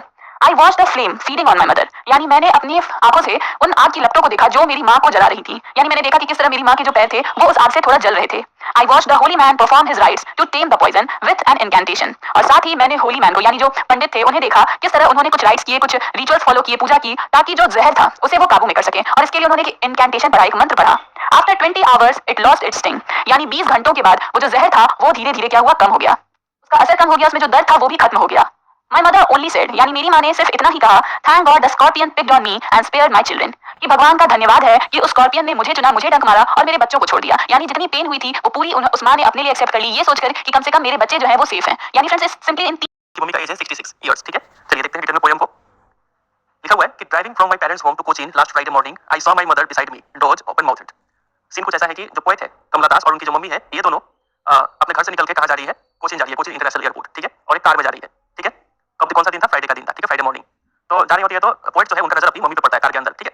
मम्मी क्या कर रही होती है उस समय में, मम्मी डोज, डोज का मतलब होता है लाइट स्लीप, हल्का सा नींद लेना, झपकी लेना, ठीक है। तो उनकी मम्मी पोएट देखती है कि उनकी मम्मी सोई हुई है कार में, और जब वो सोई हुई है तो उनका मुख जो है वो खुला हुआ है, होता है ऐसा, कई लोगों का मुख खुल जाता है, तो हर face ashen like that of a corpse. अब यहाँ पे ये जो पोएट है वो अपनी मम्मी को डिस्क्राइब करती है, उनकी मम्मी का चेहरा जो है वो एशन हो गया है। एशन मतलब ऐसा फेस को डिस्क्राइब करते हैं, एशन वर्ड से ऐसे फेस को डिस्क्राइब करते हैं जो काफी पीला पड़ गया हो, पेल पड़ गया हो, ठीक है। तो उनकी मम्मी का चेहरा काफी पेल हो गया है, पेल यानी येलो, चेहरा पीला पड़ना मतलब या तो कोई बीमारी है, नहीं तो काफी बुढ़ापा के कारण, एजिंग के कारण, ठीक है, एजिंग के कारण इनका चेहरा जो है उसमें से जो ग्लो था, ब्राइटनेस था वो घट गया है, अब वो चेहरा काफी डीम पेल हो गया है, ठीक है, ठीक है। कॉर्प्स की तरह, कॉर्प्स का मतलब क्या होता है, डेड बॉडी। जिस तरीके से डेड बॉडी में डेड बॉडी का चेहरा काफी पीला हो जाता है, वैसे ही उनकी मम्मी का चेहरा भी दिख रहा था, ठीक है। एंड तो ये देख के पोएट को काफी दुख होता है, तो वो यहाँ पे लिखा है कि रियलाइज विद पेन, पोएट को ये बात का रियलाइजेशन होता है कि अब उनकी मम्मी काफी बूढ़ी हो गई है। वो यहाँ पे लिखा है रियलाइज विद पेन, काफी दर्द के साथ ये पोएट को रियलाइज होता है कि that she was as old as she looked, उनकी मम्मी जो है वो उतनी ही बूढ़ी हो गई है जितनी वो दिख रही है, मतलब उनकी मम्मी जवान नहीं रही है। जो एजिंग है इस प्रोसेस को एक्सेप्ट करना पड़ेगा, ठीक है। ये जो एजिंग है वो क्या है, इनएविटेबल है, ये वर्ड आप याद कर लीजिए, इनएविटेबल, ठीक है। तो यहाँ पे लिखा है ये पोएट को रियलाइज होता है पेन के साथ, ठीक है, काफी दुख हो रहा है पोएट को ये जानकर कि उनकी मम्मी अब काफी बूढ़ी हो चुकी है, ठीक है। But soon put that thought away, लेकिन पोएट को ये बात बर्दाश्त नहीं होता है कि उनकी मम्मी बूढ़ी हो सकती है और एक दिन मर जाएगी, ठीक है। पोएट ये बात को एक्सेप्ट नहीं कर पा रही है, उसलिए पोएट अपना ध्यान को भटकाने के लिए या पुट दैट थॉट अवे, ये ख्याल को अपने मन से निकालने के लिए पोएट क्या करती है, लुक आउट। वो सीन क्या है, दोनों कार में बैठे हुए हैं कि नहीं, तो ये जो पोएट है वो कार के खिड़की से बाहर देखती है, और जब पोएट बाहर देखती है तो उन्हें दो चीज दिखता है। पहला चीज ये है यंग ट्रीज स्प्रिंटिंग, और दूसरा चीज है ये द मेरी children spilling out of their homes. अब ये स्प्रिंटिंग वर्ड का मतलब क्या है, शायद नीचे लिखा हुआ है, स्प्रिंटिंग का मतलब यहाँ पे लिखा हुआ है शॉर्ट फास्ट रेस या फिर रनिंग। तो कौन दौड़ रहे हैं यहाँ पे, यंग ट्रीज रनिंग, जो नए नए पौधे हैं वो दौड़ रहे हैं। अब आप सोचेंगे पौधे कैसे दौड़ सकते हैं, तो जब भी आप कार में बैठ के जा रहे होते हैं तो आपको अगर बाहर देखते हो तो आपको ऐसा लगता है कि कार इधर मूव कर रहा है, तो लगेगा कि ट्रीज जो है वो पीछे की तरफ मूव कर रहे हैं, ठीक है नहीं, तो उसी को बोला गया कि यंग ट्रीज जो है वो पीछे की तरफ दौड़ रहे हैं, ठीक है। और दूसरा चीज में दिखता है मेरी, मतलब हैप्पी चिल्ड्रन, जो वो क्या कर रहे थे, spilling out of their homes, ये बच्चे जो है वो घर से ऐसे बाहर आ रहे हो मानो घर से छलक उछल के बाहर आ रहे हो। स्पिलिंग का मतलब क्या होता है, जब कोई कंटेनर पूरा भर जाता है तो वो ओवरफ्लो करता है, स्पिल कर दिया वो, उसी तरीके से बच्चे भी ये घर से बाहर इतनी खुशी के साथ निकल रहे थे। तो यहाँ पे ये दो जो इमेज, यहाँ पे पोएट क्या कर रही है, एक विविड इमेजरी क्रिएट कर रही है, इमेजरी क्रिएट कर रही है, ठीक है। और यहाँ पे पोएट जो है वो कॉन्ट्रास्ट शो कर रही है। एक तरफ उनकी मम्मी जो कि काफी बूढ़ी है, लाइफलेस है, ठीक है, मतलब ना के मतलब लाइफ है, काफी डल दिख रही है, पेल दिख रही है, ठीक है, निराशा है वहाँ पे, और दूसरा तरफ है यंग लाइफ, ठीक है, ब्राइट फ्यूचर जिनका दिख रहा है, ऐसा कुछ उन्हें सीन देखने को मिल रहा है। तो दो चीजों को यहाँ पे कॉन्ट्रास्ट किया गया है, ठीक है।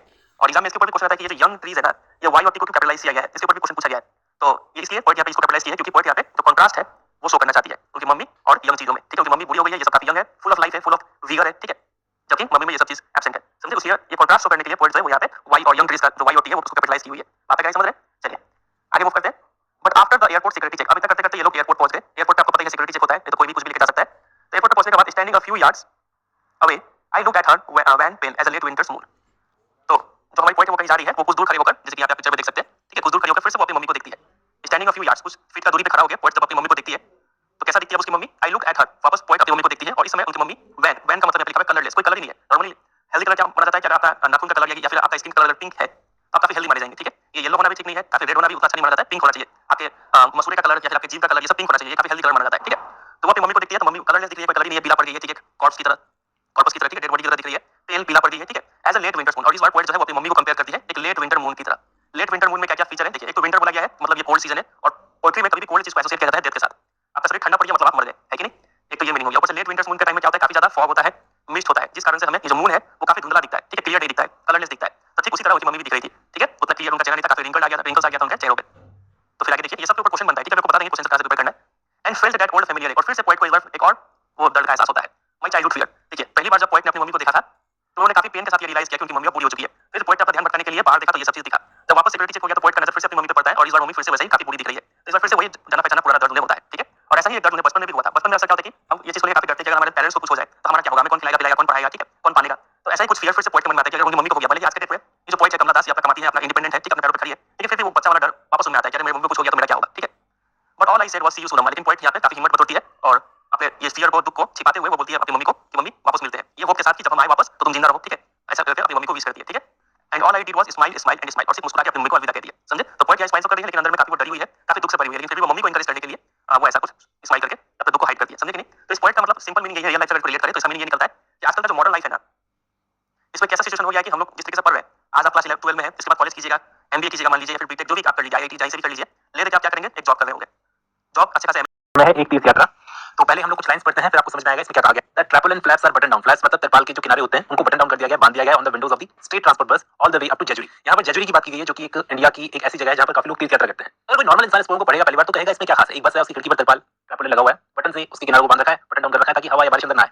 अब उसे बाहर का नजारा दिखना बंद हो गया है। अब देखो लॉजिकल आदमी जो बस में बैठा है, उसको बस उसने एक तीर्थ यात्रा इसलिए पकड़ी ताकि कुछ नया जानने को मिले, जिंदगी में कुछ नया नजरिया देखने को मिले।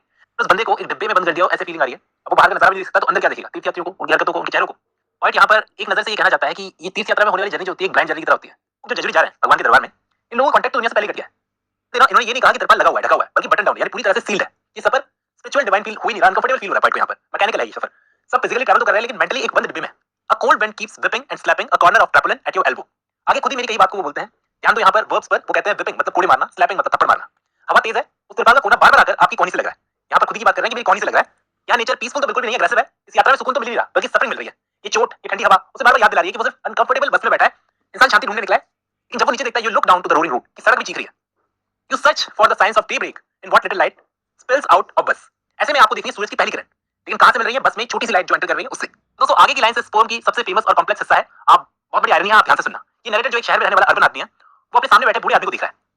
Your own divided face in the pairs of glasses on an old man's nose is all the countryside you get to see. इसका मतलब यह है कि नरेटर जो कि शहर में रहने वाला आदमी है, अर्बन आदमी है, उसके सामने बैठे बूढ़े आदमी को खुद देख रहा है। उस बूढ़े आदमी में नहीं, उस बूढ़े आदमी के चश्मे में जो चश्मा उसने पहन रखा है, नरेटर उसके लेंसेज में दिखता है, उसका चेहरा दो हिस्सों में बटा हुआ दिखता है। ये बटा हुआ चेहरा सिर्फ रिफ्लेक्शन नहीं है दोस्तों, यहाँ पर आइडेंटिटी क्राइसिस है।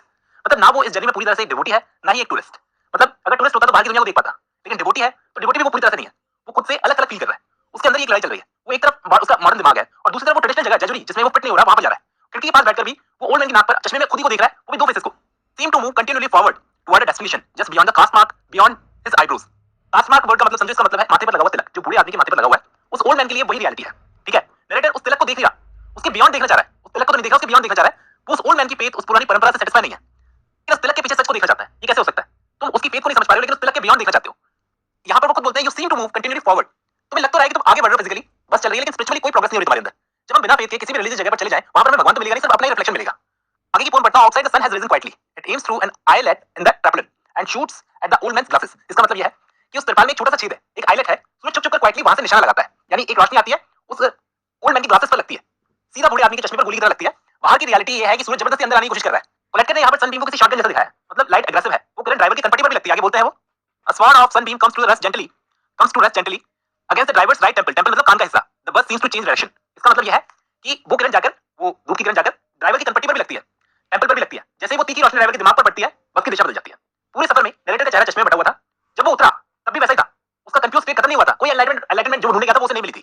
Eight the end of your bumpy ride with your own face on the either of side you get off the bus, you didn't step inside the old man's head. इसका मतलब यह है वो बस से उतर गया, वो बूढ़ा आदमी भी उतर गया, वो भी उतर गया, बूढ़ा आदमी भी उतर गया, दोनों फिजिकली उतर गए, जो साथ में को पैसेंजर थे, लेकिन तब भी तुम उसके दिमाग में नहीं घुस पाए। फिजिकली तुम दोनों जेजुरी तो पहुंच गए, लेकिन स्ट्रेंजर के स्ट्रेंजर बने रहे।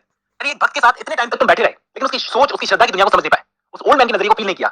आज मॉडर्न इंसान सब कुछ देख सकता है, सब कुछ समझ सकता है, लेकिन दूसरे की फेथ, उसके नजरिए, उसकी श्रद्धा को नहीं समझ सकता। दोनों साथ में बैठे थे, लेकिन दोनों की दुनिया अलग थी इस पूरी जर्नी के दौरान। इस पोएम में स्पीकर अपने आप को आई नहीं बोलता, आप गौर करना, यू बोला है यहाँ पर।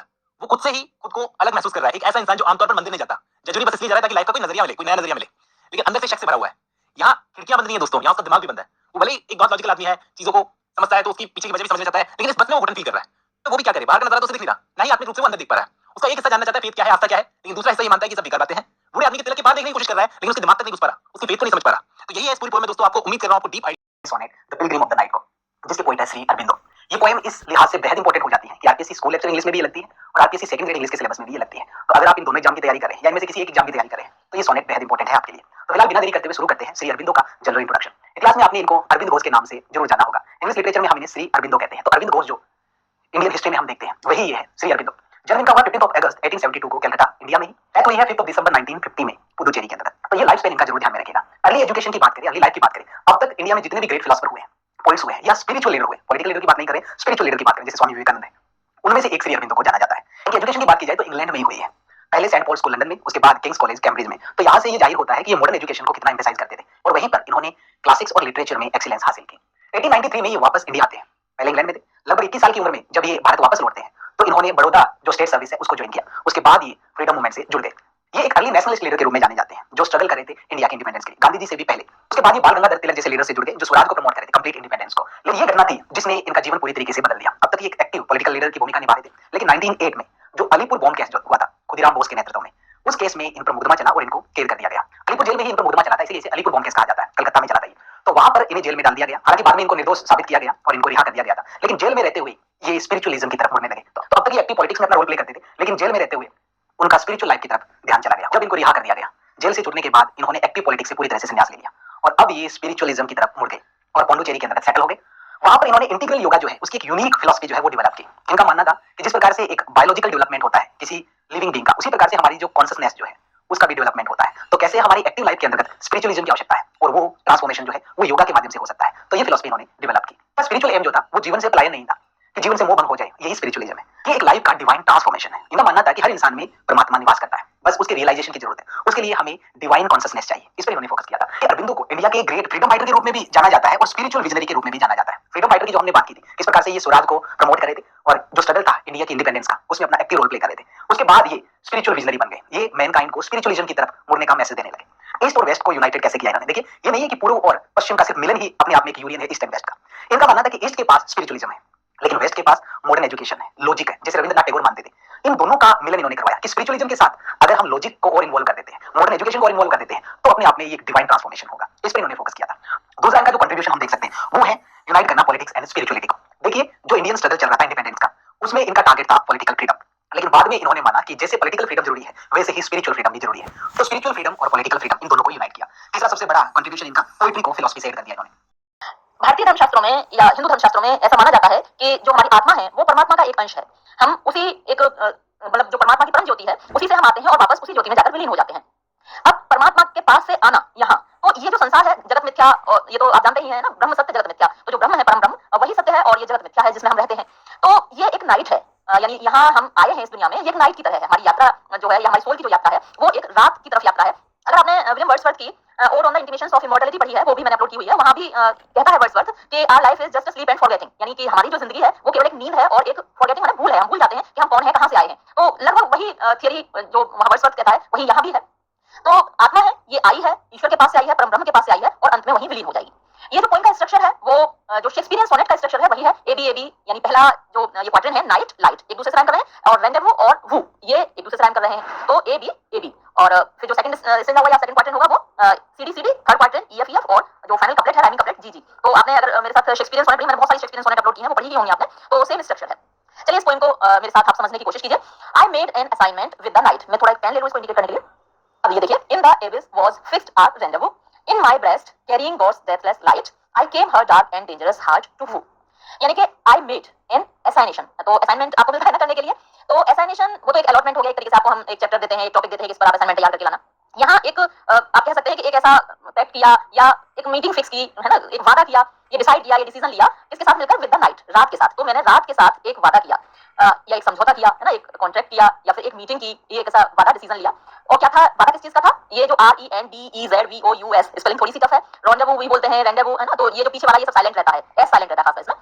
तो इसीलिए तो ये अगर हम एस को प्रोनाउंस करेंगे तो यहाँ वू के साथ राइम नहीं करेगा ना, तो रॉन्डेवू और ये वू ये आपस में राइम कर रहे हैं। तो रात के साथ वादा किस चीज का था? रॉन्डेवू का, यानी ये सीक्रेट मीटिंग होती है। रॉन्डेवू का मतलब क्या है? एक सीक्रेट मीटिंग, चुपके से मिलने का, जैसे कि लवर्स करते हैं, प्रेमी लोग, प्रेमी प्रेम का कहते हैं कि कहाँ मिलोगी, कब मिलोगी, है ना।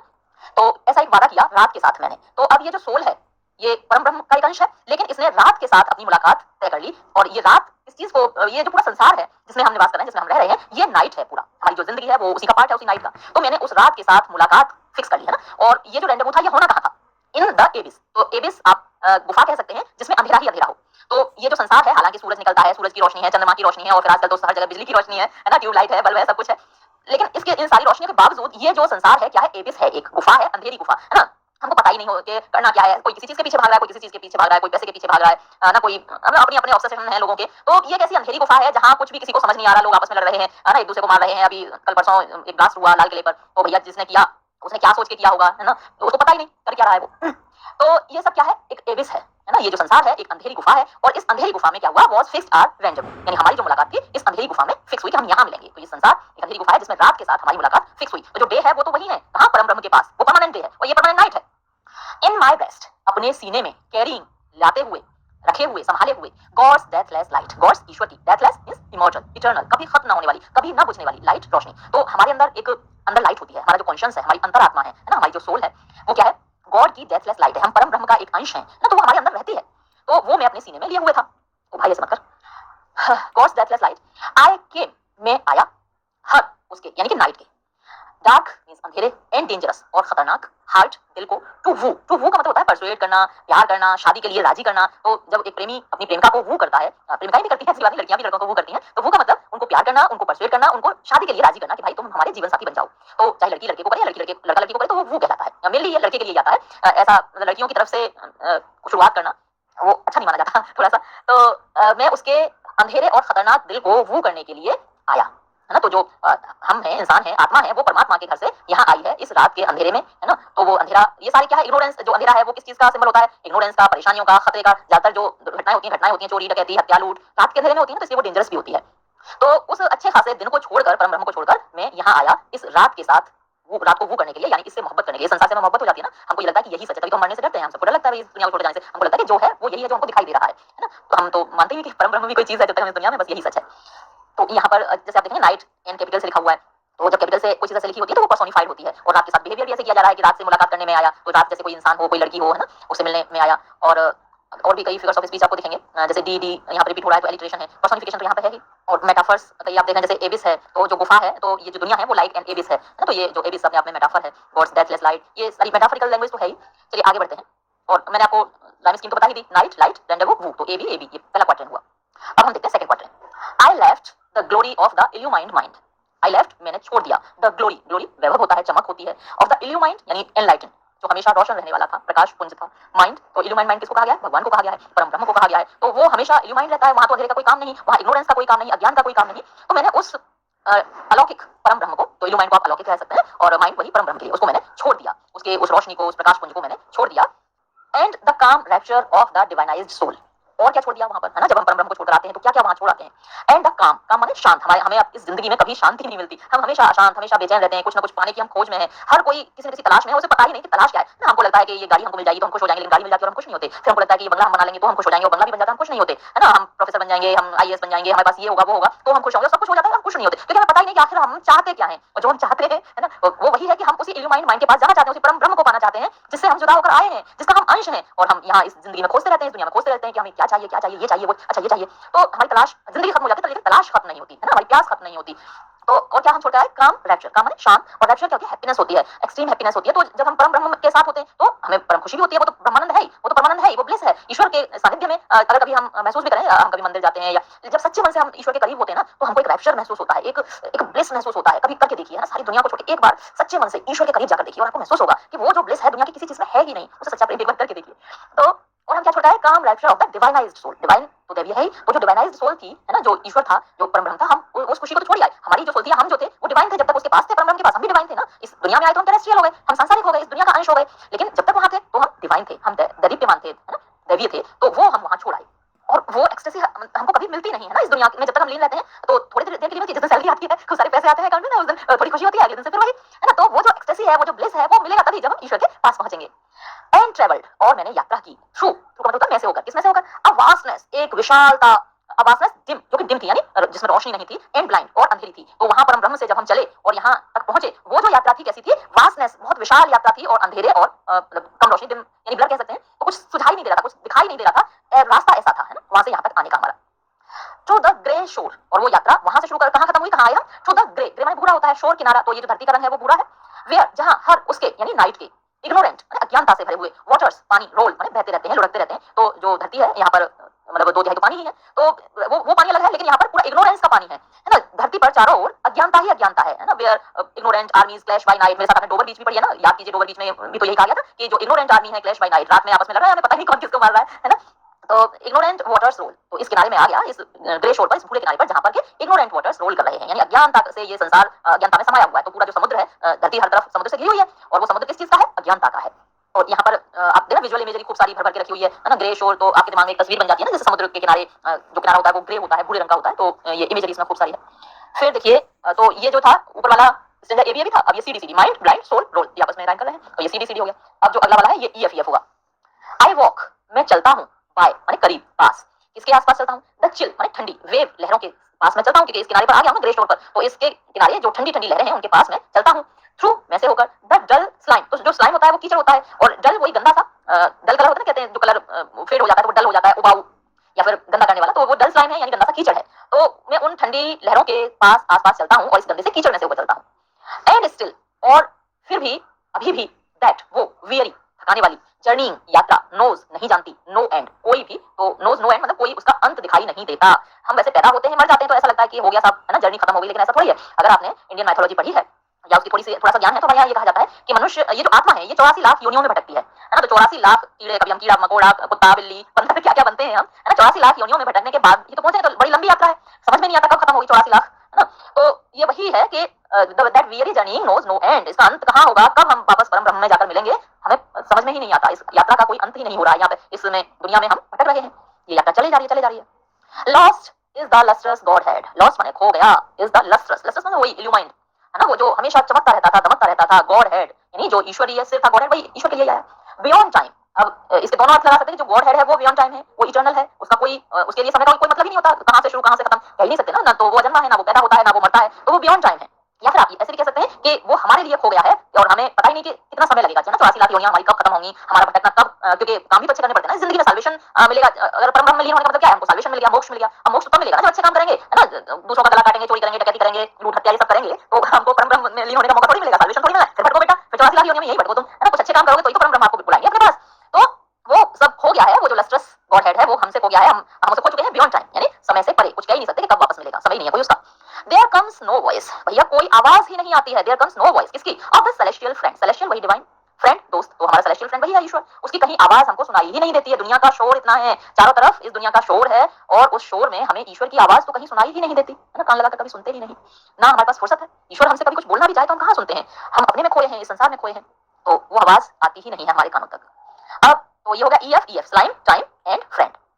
अब लास्ट राइमिंग कपलेट है, and yet I know my footprints track shall be a pathway towards immortality, तो ये B और immortality आपस में राइम कर रहे हैं, जी हो गया, और बड़ा ही ऑप्टिमिस्टिक नोट पर ये खत्म हो रही है पोएम, यानी थोड़ा सा निराशा तो लगती है हमको ये सोचकर यार 84 लाख योनियों में हमें भटकना पड़ेगा, कब हमें साल्वेशन मिलेगा, कब हम वापस परम ब्रह्म में लीन होंगे। अभी तो आपको पोएम पढ़ के तो लग रहा होगा ना कल से भूल जाओगे, ये जितनी देर पोएम पढ़ोगे उतनी देर आपको ये चिंता रहेगी, कल से फिर इसी दुनिया में खो जाओगे ना, ईश्वर को भूल जाओगे, कोई बात नहीं, लेकिन बड़ा ही आशावादी एक दृष्टिकोण यहाँ पर आपको देखने को मिलेगा। देखिए, एंड येट और फिर भी, आई नो मैं जानता हूँ, माय फुटप्रिंट्स मेरे जो कदमों के निशान हैं, ट्रैक उनसे जो रास्ता बना है, शैल बी वो बनेंगे, अ पाथवे रास्ता, टुवर्ड्स की तरफ, इमॉर्टलिटी यानी जो अमरता है, जो ईश्वर है उसकी तरफ मेरे यही कदमों के निशान मुझको लेकर जाएंगे, यानी ये जो आत्मा दत्त की एक पोएम के बारे में जिसका नाम है आवर कैजुअरीना ट्री। फ्रेंड्स, ये पोएम जो है 1881 में पब्लिश की गई थी और तोरू दत्त की one of the finest poems मानी जाती है, बहुत ही पॉपुलर पोएम है ये, और चूंकि इस पोएम का टाइटल कैजुअरीना ट्री है तो आप समझ ही गए होंगे इसमें कैजुअरीना के पेड़ के बारे में बताया गया है। ये पेड़ जो है ये ज्यादातर ऑस्ट्रेलिया और फ्रांस इस तरह की जगहों में पाया जाता है, लेकिन यहाँ पर ये जो पेड़ है ये एक सिंबल है पोएटेस के बचपन का, पोएट अपने बचपन को याद कर रही है, जिस तरह वो अपने फ्रेंड्स के साथ, अपने भाई बहनों के साथ इस पेड़ के नीचे खेला करती थी, और ये पोएम एक सिंपल पोएम नहीं है, एक तरह से कहें तो ये बायोग्राफिकल स्केच है, ये पोएट की जिंदगी को बता रहा है कि क्या कुछ उन्होंने फील किया था और इस पेड़ के साथ कितनी हैप्पी मेमोरीज जुड़ी हुई हैं। ये पोएम 55 लाइंस की है और 5 स्टैंजास में बांटी गई है, हर स्टैंजा 11 लाइंस की है, और साथ ही हर स्टैंजा की जो राइमिंग स्कीम है वो है ABBA CDDC EEE। फ्रेंड्स, तोरो दत्त एक एंग्लो इंडियन पोएटेस थी और साथ ही बंगाली ट्रांसलेटर थी। बहुत सारे वर्क्स को वो बंगाली से इंग्लिश, इंग्लिश से बंगाली में ट्रांसलेट किया करती थी। उनका जन्म हुआ था 4 मार्च 1856 में और उनकी डेथ हुई थी 30 अगस्त 1877 में। साथ ही एंग्लो इंडियन लिटरेचर की फाउंडिंग फिगर्स में उन्हें गिना जाता है। मात्र 21 साल में उनकी डेथ हो गई थी, लेकिन इतने से ही उम्र में उन्होंने एंग्लो इंडियन लिटरेचर को बहुत कुछ प्रोवाइड किया है। उनकी फेमस वर्क्स में A Sheaf Gleaned in French Fields, Ancient Ballads and Legends of Hindustan, ये सभी शामिल हैं। हमने पहले भी तोरो दत्त की बहुत सारी पोएम्स पर वीडियोस बनाई हैं, जैसे सीता, द लोटस, एमॉन पेयर। तो फ्रेंड्स, आगे इस पोएम को भी पढ़ते हैं और इसे समझने की कोशिश करते हैं। Like a huge python winding round and round. Friends, Python अजगर को कहा जाता है। तो पोएट कहती हैं एक मोटे से बड़े से अजगर की तरह जो कि गोल गोल घूमकर कुंडलियां मारता है। The rugged trunk indented deep with scars. और ये गोल गोल किसकी चारों ओर घूमा है? तो उस rugged trunk के, यानी जो पेड़ का तना है जो बहुत ही भद्दा है, rugged यानी भद्दा है, और deep with scars है, उस पर बहुत सारे दाग बने हुए हैं, indented है scars से। Up to its very summit near the stars. और ये स्कार जो है, ये जो दाग है, कहाँ तक जाते हैं? तो इस पेड़ के बिल्कुल टॉप तक, उसके समिट तक, जो कि ऐसा लगता है मानो तारों के पास है। यानी ये पेड़ इतना ऊंचा है, लगता है मानो तारों को छू लेगा। A creeper climbs in whose embraces ground no other tree could live. और ये किसके बारे में बताया जा रहा था कि पाइथन की तरह, अजगर की तरह गोल गोल घूम रहा है? तो अ क्रीपर, एक बेल, एक लता है जो इस पेड़ के चारों तरफ ऊपर तक चढ़ गई है और इस तरह से इसने इस पेड़ को पकड़ लिया है, जकड़ लिया है कि कोई भी और पेड़ नहीं रह पाता। किसी भी और पेड़ की डेथ हो चुकी होती, लेकिन ये पेड़ बहुत स्ट्रांग है, इसने उस बेल को गले से लगाकर रखा है और उसके साथ खड़ा है। But gallantly the giant wears the scarf and flowers are hung in crimson clusters all the bows among. यानी ये जो जाइंट है, ये जाइंट कौन है? तो ये कैजुआरीना ट्री। ये कैजुआरीना ट्री जो है, इसने इस बेल को, इस क्रीपर को स्कार्फ की तरह पहना हुआ है और साथ ही इस पर क्या है? तो फूल लटके हुए हैं। फ्लावर्स आर हंग, जो कि क्रिम्सन कलर के हैं, डार्क रेड कलर के हैं और झुंड में हैं। बिल्कुल ऐसा लगता है कि मानो ये फ्लावर्स झुंड में उगे हैं, हर एक डाली पर। ऑल द बोज यानी हर एक डाली पर। Where on all day are gathered bird and bee, जिस पर पूरे दिन क्या रहते हैं? तो चिड़िया रहती हैं और मधुमक्खियां रहती हैं। And of that night the garden overflows with one sweet song that seems to have no close. दिन के समय वहां चिड़िया और मधुमक्खी रहती है और रात के समय ये जो गार्डन है, ये एक गाने से लगता है मानो गूंज रहा है और इस गाने का कोई अंत नहीं है, नो क्लोज, ये कभी खत्म नहीं होता। संग डार्कलिंग फ्रॉम आवती व्हाइल मेन रिपोज। और ये गाना कहां से आता है? तो इस पेड़ से आता है। ये पेड़ रात के अंधेरे में वो गाना गाता है, व्हाइल मेन रिपोज, जब जो ह्यूमंस है वो सो रहे होते हैं। यानी ये पेड़ जो है एक लिविंग बीइंग है, इसके साथ एक बेल रहती है, इस पर चिड़िया पक्षी आते हैं। दिन के समय ये बड़ा खुश रहता है, लेकिन रात के समय इसका जो गाना है वो सुनाई देता है अंधेरे में, उस वक्त जब सभी ह्यूमंस जो है वो सो रहे होते हैं। तो इसलिए उन्हें नहीं पता इस पेड़ के बारे में। When first my casement is wide open, thrown at dawn. यानी जब सबसे पहले मेरी केसमेंट, मेरी जो खिड़की है, उसे वाइड खोला जाता है सुबह के समय। My eyes delighted on its rest. तो मेरी जो आंखें हैं वो खुश होकर इस पेड़ को देखती हैं। मेरी आंखें इस पेड़ पर आकर रुक जाती हैं और इसे निहारती रहती हैं। Sometimes and most in winter. ज्यादातर समय और सबसे ज्यादा ये कब देखती हैं? तो विंटर में, ठंड के मौसम में खिड़की को खोलकर उससे धूप आती है और पोएट जो है वो इस कैजुआरीना ट्री को देखती हैं। On its crest a grey baboon sits, statue like a loon. यानी इसके क्रेस्ट पर, इसकी डाली पर एक ग्रे बबून, बबून फ्रेंड्स बंदरी प्रजाति का एक जीव होता है। तो एक ग्रे कलर का बबून है, वो इस पेड़ पर बैठा है मानो वो कोई स्टैच्यू हो, एक पुतले की तरह बिल्कुल स्थिर बैठा है और अकेला बैठा है। वॉचिंग द सनराइज, और सूरज को उगता हुआ देख रहा है। While on lower boughs his puny offspring leap about and play. जबकि जो नीचे की डालियां हैं, जो लोअर बोज हैं, उस पर उसके ऑफस्प्रिंग यानी उसके जो छोटे छोटे बच्चे हैं वो कूद रहे हैं, खेल रहे हैं, खुद को एंजॉय कर रहे हैं। And far and near kokilas hail the day. Friends, kokilas कोयल को कहा जाता है। तो पोएट कह रही है कि थोड़ी दूर पर, थोड़े पास में, सभी जगह से कोयलों की बोलने की आवाज आ रही है, जो कि इस दिन को हेल कर रही है, उसका स्वागत कर रही है, उसे प्रेज कर रही है। And to their pastures went our sleepy cows. और अपने पास्चर की ओर, अपने गौशालाओं की ओर वो सभी गायें जो कि थोड़ी नींद में है, वो धीरे धीरे उस अपने पास्चर की ओर चली जाती हैं। And in the shadow on the broad tank cast by that hoar tree. और उस छाया में, वो छाया जो कि किसने बनाई है? तो इस बड़े से पेड़ ने, इस बड़े से पेड़ ने एक छाया बनाई है। So beautiful and vast the water lily spring like snow and must. यानी वो जो ब्रॉड टैंक है, पानी का टैंक है, उस पर इस पेड़ की छाया पड़ रही है और वहां पर ब्यूटीफुल वाटर लिलीज खिल उठे हैं, जो कि ऐसे लगते हैं मानो स्नो का, बर्फ का ढेर लगा हो। Water lilies friend white colour के होते हैं, तो अगर वो गुच्छों में उगेंगे, उनके क्लस्टर्स रहेंगे, तो दूर से देखने पर ऐसा लगता है मानो वहां बर्फ इकट्ठा करके रखी हुई हो। But not because of its magnificence, dear is the casuarina to my soul. यानी ये जो पेड़ है, ये भले ही बहुत बड़ा है, बहुत शक्तिशाली है, लेकिन इसलिए ये मेरी आत्मा के, मेरे दिल के करीब नहीं है। Beneath it we have played, though years may roll. यानी इसके नीचे हमने खेला है, we have played, हमने खेला है, भले ही कई साल बीत चुके हैं, लेकिन मुझे ये बात याद है। Oh sweet companions, loved with love intense, for your sake shall the tree be ever dear. यानी my dear companions, मेरे प्यारे दोस्तों, मैं तुम लोगों से बहुत ज्यादा प्यार करती थी और तुम्हारे प्यार के कारण ये जो पेड़ है, ये हमेशा मेरे लिए डियर रहेगा, ये हमेशा मुझे पसंद रहेगा, मेरे दिल के करीब रहेगा। Blent with your images, it shall arise in memory, till the hot tears blind mine eyes. यानी तुम्हारे कारण ये जो पेड़ है, तुम्हारे कारण जो इमेजेस है मेरे मन में इस पेड़ की, वो हमेशा ही मेरे मेमोरी में रहेंगी, मुझे हमेशा याद आएंगी कि हमने कैसे यहाँ पल बिताए थे। और ऐसा तब तक होगा जब तक मेरी आंखों से गर्मा गर्म आंसू नहीं गिर पड़ते। यानी बहुत प्यार करती है पोएटेस अपनी फ्रेंड से और उन्हें याद करती है, जब भी इस पेड़ को देखती है उन्हें ही याद करती है। What is that dirge like murmur that I hear like the sea breaking on a shingle beach? यानी ये dirge like murmur, ये ब्रोने की सुबकने जैसी बड़बड़ाने की आवाज कहाँ से आ रही है? ये जो मुझे सुनाई दे रही है, ऐसा लगता है मानो जो समुद्र है वो बीच पर टकराता है, समुद्र का पानी जोरों से बीच पर टकरा रहा है, तो जैसी आवाज होती है बिल्कुल वैसी ही रोने की आवाज मुझे सुनाई दे रही है। It is the tree's lament, an eerie speech that happily to the unknown land may reach. ये जो है, ये इस पेड़ का लैमेंट है, इस पेड़ का दुख है, जो कि एक अजीब ही स्पीच है, इसे जल्दी हम समझ नहीं सकते, सुनाई दे रही है, समझ में नहीं आ रहा। और शायद हैप्पली यानी शायद ये एक अननोन लैंड पहुंच जाएगी, उस जगह पहुंच जाएगी, उस दुनिया में पहुंच जाएगी जहां मेरे दोस्त हैं, उनके कुछ फ्रेंड्स की डेथ हो चुकी है, तो शायद इस पेड़ की रोने की सुबकने की आवाज जो है, ये उस दूसरी दुनिया में जरूर ही पहुंच जाएगी। Unknown yet well known to the eye of faith. यानी ये दुनिया जो है, ये हमारे लिए अननोन है, जहाँ ये आवाज पहुंचेगी वो दुनिया हमारे लिए अननोन है, लेकिन जिन्हें विश्वास है, जिनके मन में फेथ है, वो इसे बहुत ही अच्छी तरीके से जानते हैं। सब बिलीव करते हैं कि एक आफ्टर लाइफ होगी, मरने के बाद लोग वहां जाएंगे। I have heard that wail far far away in distant lands by many a sheltered bay. यानी मैंने उनके रोने की आवाज, वेल का मतलब होता है जोरों से रोना, तो ये जोरों से रोने की आवाज जो है जो बहुत ही दूर से बहुत ही डिस्टेंट लैंड से आती है, वो मैंने कई बार सुनी है इस समुद्र के किनारे. When slumbered in his cave, the water raged and the waves gently kissed the classic shore. जब क्या होता है, हम इस समुद्र के किनारे उसके केव जो है वहां जाते हैं और समुद्र का पानी धीरे से आ करके जो शोर है जो किनारे है उस पर टकराता है, तो समुद्र की आवाज में हमें कहीं ना कहीं उन लोगों की, उन दोस्तों की आवाज सुनाई देती है जो अब यहाँ नहीं है, उस दूसरी दुनिया में है, लेकिन फिर भी मेरे दिल के करीब है.